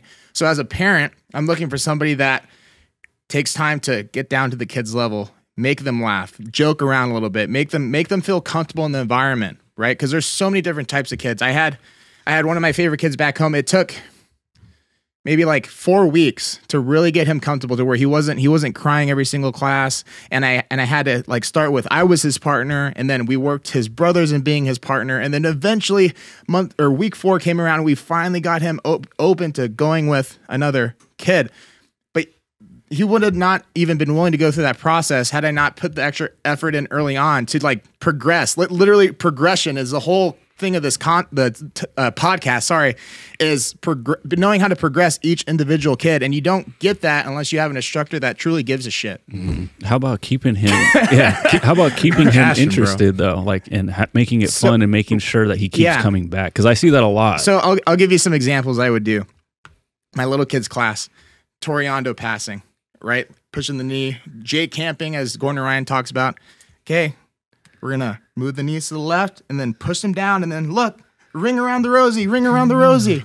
All of a sudden, kids, boom, ring around the rosy. Nice. They're laughing, but they're doing it correctly. And they don't think about it as jujitsu. They don't think about it as school. This is fun, but they're doing the movement. And the movement is what's important. If you're having your kid in jujitsu at a young age, the most important thing that they can get out of it is learning how to be around their peers, learning how to apply all the different concepts that come with the work ethic that the jiu-jitsu teaches. The jiu-jitsu is literally the last priority. It doesn't matter if it's jiu-jitsu, if it's soccer, it doesn't really matter. It's what does the jiu-jitsu allow the kid to learn and apply that brings them into adulthood. That's the most important part about what jiu-jitsu does for the kid. So again, you make it relative to what they know, what they like. Get to know the kids. Spend time talking to the kids. Talk to their parents. Get to know and build relationships. That's what an instructor that gives a shit does when it comes to leading a kid's class. How about some mistakes that he's all fired up. There you go. How about some mistakes that parents make? So let's see. Okay. Yeah. Sorry, no, I could. Yeah. Sorry. There's a story behind that one. Anyways, Got you, so I would say, yeah, it's important because I think a lot of parents come in and they want their kids to be disciplined, which is perfect. That's exactly what it should do. But also, again, maintaining a level of fun. I think a lot of kids like just do whatever to my kid, like make them run, make them sprint, all that, and like maybe it has a time and place. But the kid enjoying coming and having fun and prioritizing fun in jiu-jitsu is where they're going to maximize what jiu-jitsu can give them. They have heart elements. All right, kids, everybody sprint down and back until I say stop. But I'm saying it like we're having fun versus I'm saying it like run down and back, quiet, stuff like sit on the bench, right? Like there's a difference that motivates kids to want to keep coming and then motivates kids to then ask me as the instructor, hey, what about this tournament? When the kid asks the instructor, then you got him sold. Then they're bought in. Then you got a jiu-jitsu practitioner for life, nearly guaranteed. And it's important to have the relationship with the instructor. And if the instructor doesn't work on building a relationship with the parent, my opinion is you need to find a different instructor because it's the same thing as why parent-teacher conferences are important and all those different things in school. Like, in order for the parent to really feel like they're giving their child to somebody they can trust, the instructor should put emphasis on talking to the parents, getting to know them, talking to them off hours, updating them on how their kids are doing. You're in a teacher role, you're in a coaching role, and with that is more than just, here's a technique, go do it. All right, bye, see you tomorrow. There's just so much more to the job than that. And if you find an instructor that fits these certain criteria, then you're at the right place. Solid. All right, cool. From the Romeo Stone. Sorry. Dog, don't apologize. That was fantastic.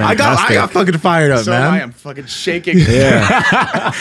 Well, no, I mean, I want my son to start jiu-jitsu as soon as possible, so that's why those are mainly for me. I'll squeeze this. All right, from the Romeo Stone. For someone who has never trained jiu-jitsu, but what should I be looking for in a jiu-jitsu gym when trying to make a choice? 2, what fitness level should I be at before starting jiu-jitsu?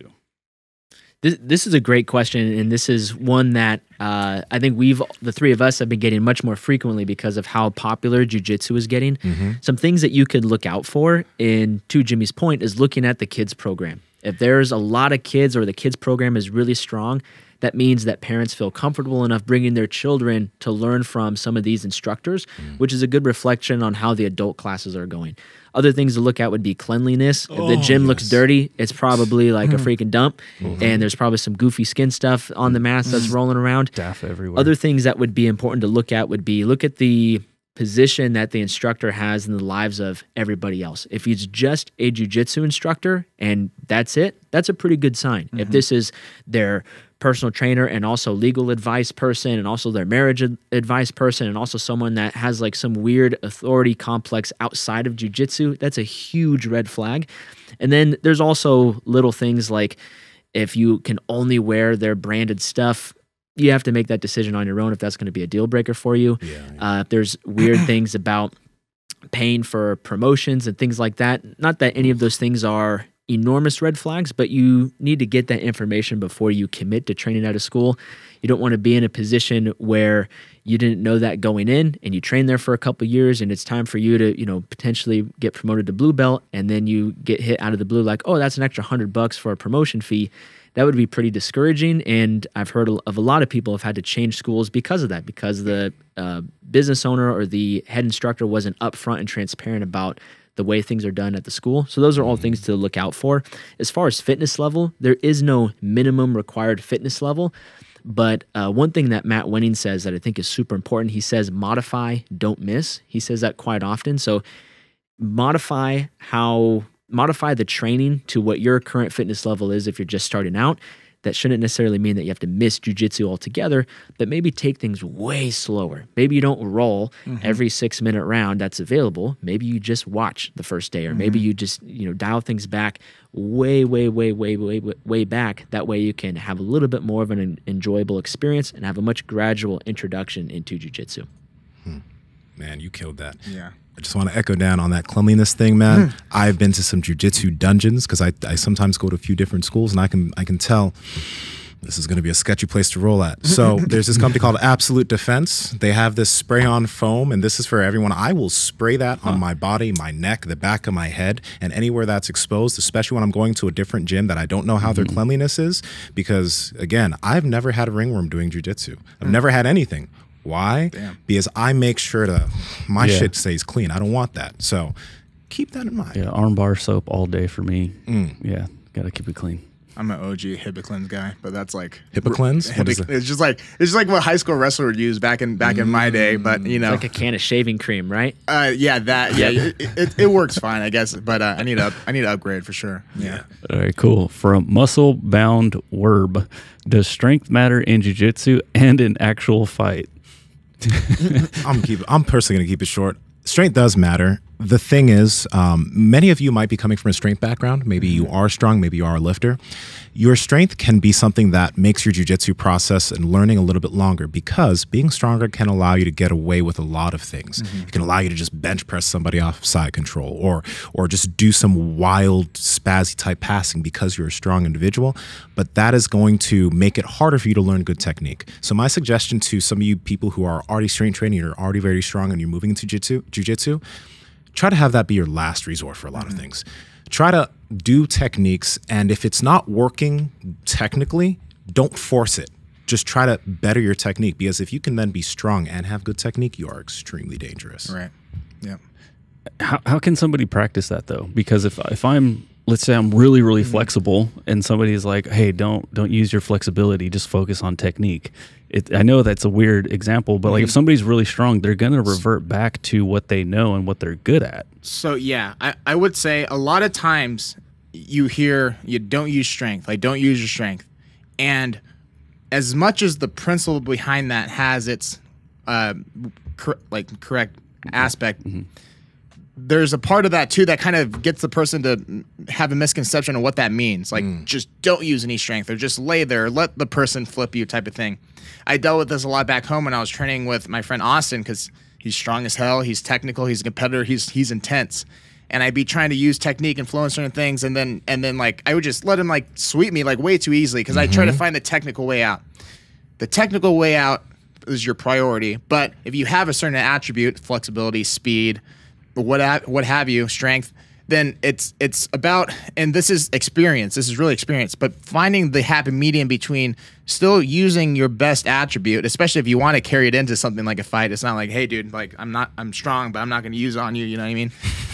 But with that said too, like giving the time necessary to add to the technical side too, it's hard. Like I would describe it as, if I'm going for a choke and I'm just like forcing it. I'm just like squeezing the guy's eye like this. Like maybe my technique's off a little bit, right? And the guy's like, ow, my fucking eye. But at the same time, it's like, you got to get under the neck to choke, my guy, you know? But also at the same time, too, if I'm going against a behemoth and I somehow put Big Dan in the choke, like, technique. Maybe not. I might be squeezing the shit out of his neck. It's trying to actually get a choke on Big Dan. You know what I mean? Like there's a point to where you use the technique to get there, and then you use the string to polish it off. I will say, like Jimmy said, it's an experience and a skill thing. But over time in jiu-jitsu, there's a skill in learning how to relax and flow, right?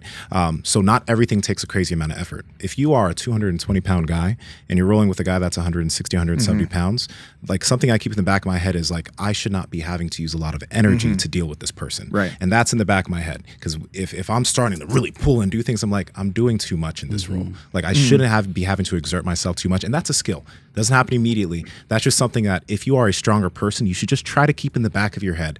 And yeah, there will be people that will say, oh yeah, you're really strong. And that is a backhanded fucking compliment, right? But keep in the back of your mind that like, I do want to try to get better technically, because then when like your strength is always there. It's not like your strength just disappears when you relax. But when you need to do something, it's there, right? I'm not saying punch him on the back. That's not what I'm saying. I'm just like, if I gotta do a little, you know, it's there. Captain Insano. No, but yeah, with what he said, that's a great point, because the next questionnaire is like, I poked the guy in the eye with this stuff. I went Captain Insano on him, and I got thrown out.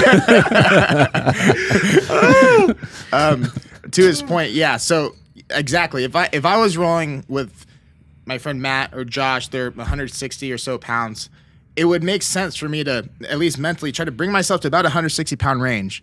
And when I roll with people that are smaller than me, I try to put about the same amount of resistance that I would assume that they feel. At a certain point, if I give them nothing, then it's not even beneficial to them. Yeah. But then at the same time, too, let's say your issue is you're the only big guy at your school or the only strong guy at your school.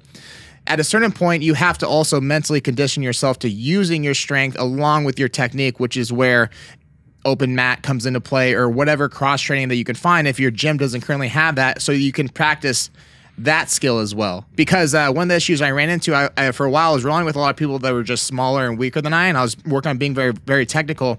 But as soon as I had somebody match my technical ability and was also just as strong and bigger, then I noticed like, oh, I'm not rolling like I should be if I'm rolling with somebody that's just as strong or bigger than me. So both of which are very beneficial, and both should be practiced. I think it's important to pick good training partners. There's a lot of time that you could waste in jiu-jitsu just by just rolling with whoever ask to roll, or rolling with anybody that comes up to you. I know for Nsima and I at Cassius, we have like a list of 5 guys that if they're there, like we have to roll with them, because that's where we're going to get the best training. And getting the best training doesn't always mean that it's going to be some crazy war. It's going to be the finals of some crazy tournament. It means that like this person ain't playing any games. Like I can try to like muscle my way through a guard pass, or try to like, you know, overcompensate with some strength. I think Julian is a great example. Julian's pretty damn strong in and of himself, but he's not a former powerlifter. He's not a pro bodybuilder. And in Julian's case, he's so technically proficient that unless you come correct with the right technique, it's going to be really hard to make any advancements or progress rolling against a guy like that. So make sure you're picking training partners who are going to keep you honest. If you only roll with the guys who are smaller or weaker than you, then, you know, sure, you may get like a small ego boost in tapping some smaller guys, or you know, smoking a couple smaller, weaker individuals, but keep yourself honest with your training and pick the right training partners. Cool. Oh yeah. All right. From Bamati1, where were you boys at when you were 21? When did you really get into it all? I'm assuming he means fitness, but yeah. When I was 21, I was pursuing natural bodybuilding. I think that might be the year I got my pro card in natural bodybuilding. And that was my focus at the time. I was also working as a trainer, and I was working with clients online. I got into jiu-jitsu at 23 years old, and now I'm 30.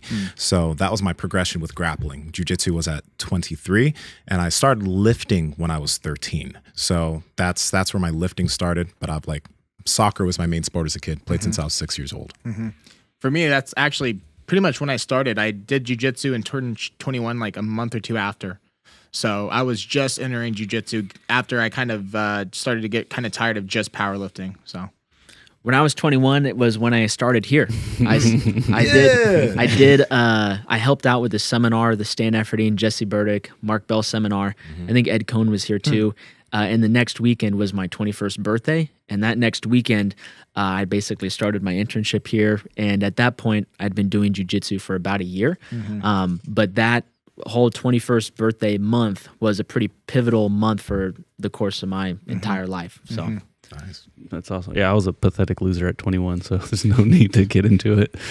So from Hindi89, what character are you playing in Diablo? And thanks to the Power Project team for helping me with my mental health. All right, I'll keep this quick. I don't play it that much, but I do play it a bit. I'm a druid. That's what I'm fucking with right now. All right, that's some nerd shit. Let's move on. All right. Incredible Hulk. I think that's what it's supposed to spell out. What barefoot sandals are your favorite? Hell yeah. Here at the Power Project, we dig Shama sandals. We got some of those on our website, so you guys can check them out. You guys got any favorites? The ones you sent me, I liked a lot. Yeah, Power Sandal. Yeah. Okay, so the Shamas. I don't wear sandals, but I'll take some. My boy doesn't show his toes, which is fair. That is fair. Let the dogs out. All right. The Kettle Bov. Been doing some Smooth Panther for over a year and just touched my chest to the floor on a pancake. All right. Sick. Yeah, Smooth Panther's a mobility thing. It's on put the description below, but it's like there's 30 mobility, stretching, whatever. If you want a guided stretching mobility routine, that's there. It's fun. Fuck with it if you want to. Okay. Oh, hell yeah. From our Roy Melvin, what's Jimmy's favorite Filipino food? I've always just been a big fan of chicken adobo, to be honest with you. Yeah, yeah. Just the taste. Honestly, I've done it on prep a few times. It just tastes really good. Yeah, That's awesome. What's that blood stew that you guys have? That's really good. It's like a dark. It's a stewy thing you could put over rice, and there's blood in it. Oh, to be honest, I don't know. You ever fuck with that bullet though?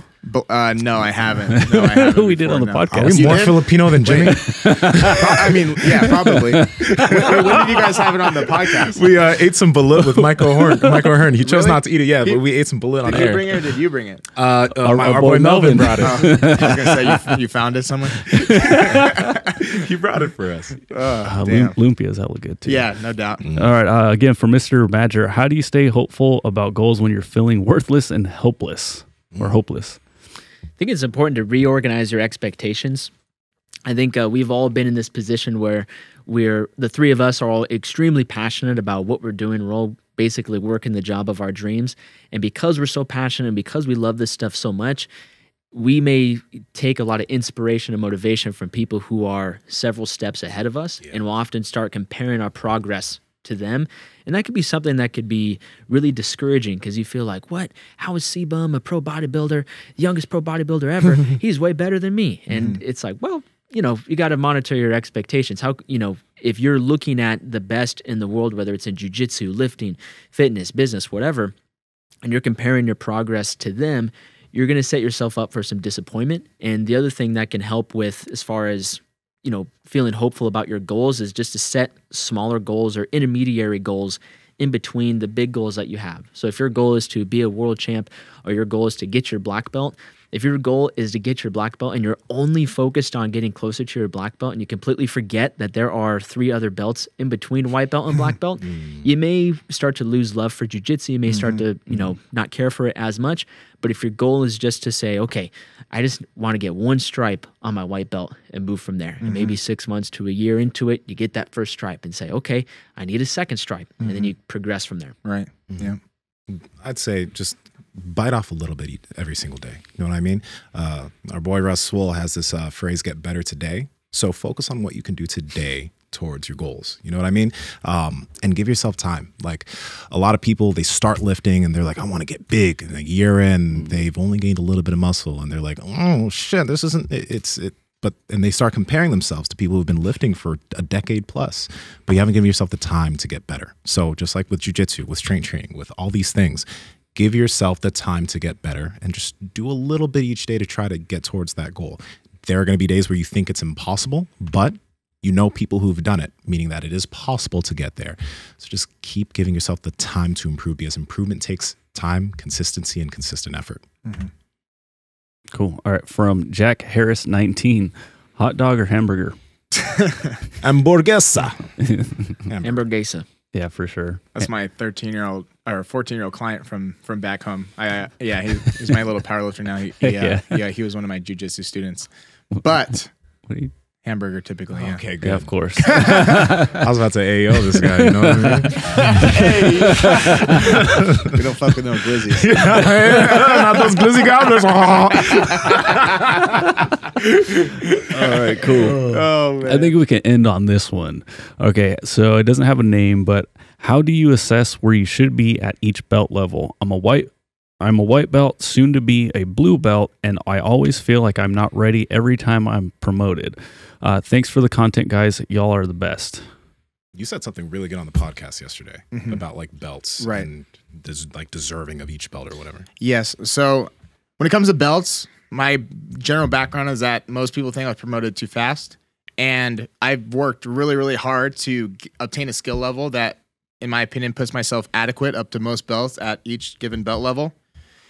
But with that said, too, you know, my perception of what a belt is completely different than the next guy, especially if the next guy is a purple belt ADCC competitor under John Danaher. You know, your interpretation of what the belt means is neither necessarily right or wrong. It's just 100% independent to the individual in correlation to what the coach and the academy around them defines. And so you could have somebody, again, we talked about big fish, small pond a lot yesterday. And so, you know, I was one of the better guys at my last school. And so my skill level represented that of a black belt. But if I just transported myself to New Wave and you know, just randomly select what belt level that I'm at, I probably wouldn't have a black belt around my waist. I probably wouldn't have a belt around my waist anyways because there's no gi. But if I did, it probably wouldn't be black because the standards are different. You got competitors that are winning ADCC after ADCC that are Jim just getting their black belt, or Luke and Dan just getting their purple or brown belt. So it's different. And also I think it's important that as a hobbyist, it's important to not necessarily compare yourself to guys like that all the time, because it's very easy as somebody that's new in jiu-jitsu to see somebody like Dan get a purple belt a few months ago and be like, that's a purple belt? That's what I have to do to get a purple belt? Or what if I get a purple belt and I'm not like that? Do I deserve it? You know, that is 1 in a million. And the belt is not solely represented upon your skill level in correlation to other people. That's a element of it.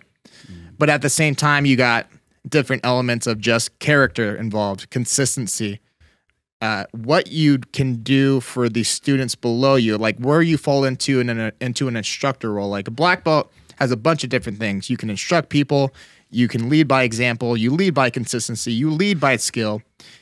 For me in particular, one standard that I held myself to, because I do prioritize competing, is, okay, if I'm getting to the next belt level, like I need to make sure that I'm consistently beating, well, that belt level, obviously, and maybe a step above that for me to feel comfortable. And so that's one standard that I held myself to. And that kind of helped me, despite all the haters online talking about X, Y, and Z, where I knew in my heart, like I deserve this, you know? I got my brown belt in like 2.5 years. The week after I got my brown belt, I went to train at Atos, and I roll with all their world champions and stuff. And one of the cooler moments was my video went viral, and then I had a bunch of people on there talking shit. And then Josh Hinger was one of the people that I rolled with when I was at Atos. And he's like, I just rolled with this guy last week. We had a great round. Like, as far as I'm concerned, he's deserving of his belt. And if you have a guy like that, or a guy that you respect that says that you're deserving of said belt, well, then what the fuck does everyone else's opinion even matter? That's my opinion on belts. I think Jimmy brings up an amazing point, and kind of the last thing you had mentioned is just having trust in your instructor. If you truly trust your instructor and he says you're a blue belt, well, you're a blue belt. Right. All these people online aren't your instructor. All these people online aren't the one that you're paying to teach you these skills. Right. So if your instructor says you're a blue belt, a purple belt, a brown belt, or a black belt, you know, if you trust them, then you could, you know, assume that they're correct in their assessment of you.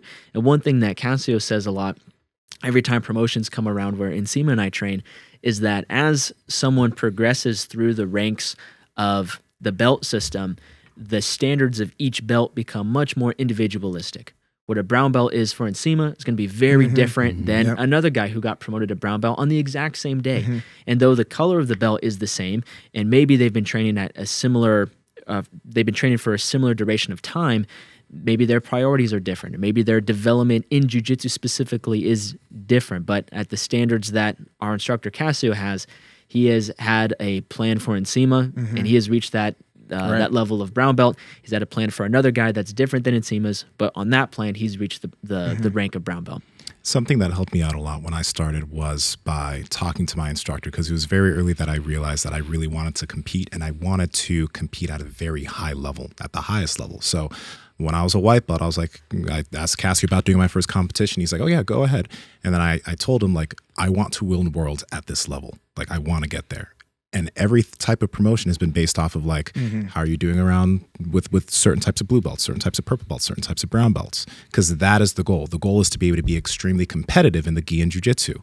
So if your goal is just to get better at jiu-jitsu and you enjoy doing it and you enjoy the lifestyle, you don't plan on competing, you can talk to your instructor. Ask them, hey, right now I just started. What do you think I need to focus on as far as my skill development? What would it take for me to be able to get to that next level? And they'll probably ask some tips for things that you need to focus on. But again, like everyone's saying here, I think it is good to have a relationship with your instructor, so that if you're just doing jiu-jitsu and you're progressing, but you don't know what to do to get better, you can ask them what it's going to take. You don't need to ask them how long it's going to take, because that shouldn't matter. The amount of time it should take it doesn't matter. But more so, you should be wondering, what do you need to do to improve? Ask your professor, ask your training partners after every single roll. And like Josh said, like, we fucking love Cassio. I trust Cassio, and everyone at that school trusts him too. But because we have so much trust in him, we believe that when he promotes us, we are deserving of that promotion. That's cool. Yeah. Yeah, I think we're all good here, right? Yeah, guys, I hope you guys enjoyed this one. This is sick. That went off. Yeah, you guys, both of you guys work with a lot of different grapplers, and you're able. I think there's a lot of people that were listening that were able to get a lot from this. So, yeah, let us know what you guys think in the comments. The Power Project Discord's down below. But Jimmy and Josh, where can people find you guys? Because you do work with a lot of grapplers. So where can people find you and what you do? If you guys are interested in online coaching, you guys can apply on my website at jimmyhouse.com. If you guys are interested in following me on Instagram, that is at jhouse182, TikTok Jimmy_house, and YouTube under Jimmy House. You guys can follow me on Instagram and YouTube at Joshua Settlage. And if you go to either of those platforms, there's a link in either the description or the link in my bio where you can download a free 4-week strength program to get started on building strength so you can win more matches and get injured less. And I'm Nsima Inyang. We've done so many episodes here on the Power Project. My YouTube channel is down below, but we have so many episodes to help you with your health, nutrition, lifestyle, all that type of good stuff. Please comment down below with any other questions that you guys might have, because I know Josh, Jimmy, myself, we'll be stalking these comments to try to help all of you guys out. And we'll probably do something like this again sometime in the future. Right. So comment down below. Let us know. Andrew. Yeah, I mean, we're all good. Yeah. Real quick, just make sure you guys follow the podcast at MB Power Project all over the place. My Instagram is at I am Andrew Z. I guess Nsima, you want to do Mark's part about strength and never weakness? I'm going to sound like Mark. Do I have a white mask? No. Strength is never weakness. Weakness is never strength. I'm Nsima Inyang, and Mark is going to be here soon. Talk to you guys later. Bye.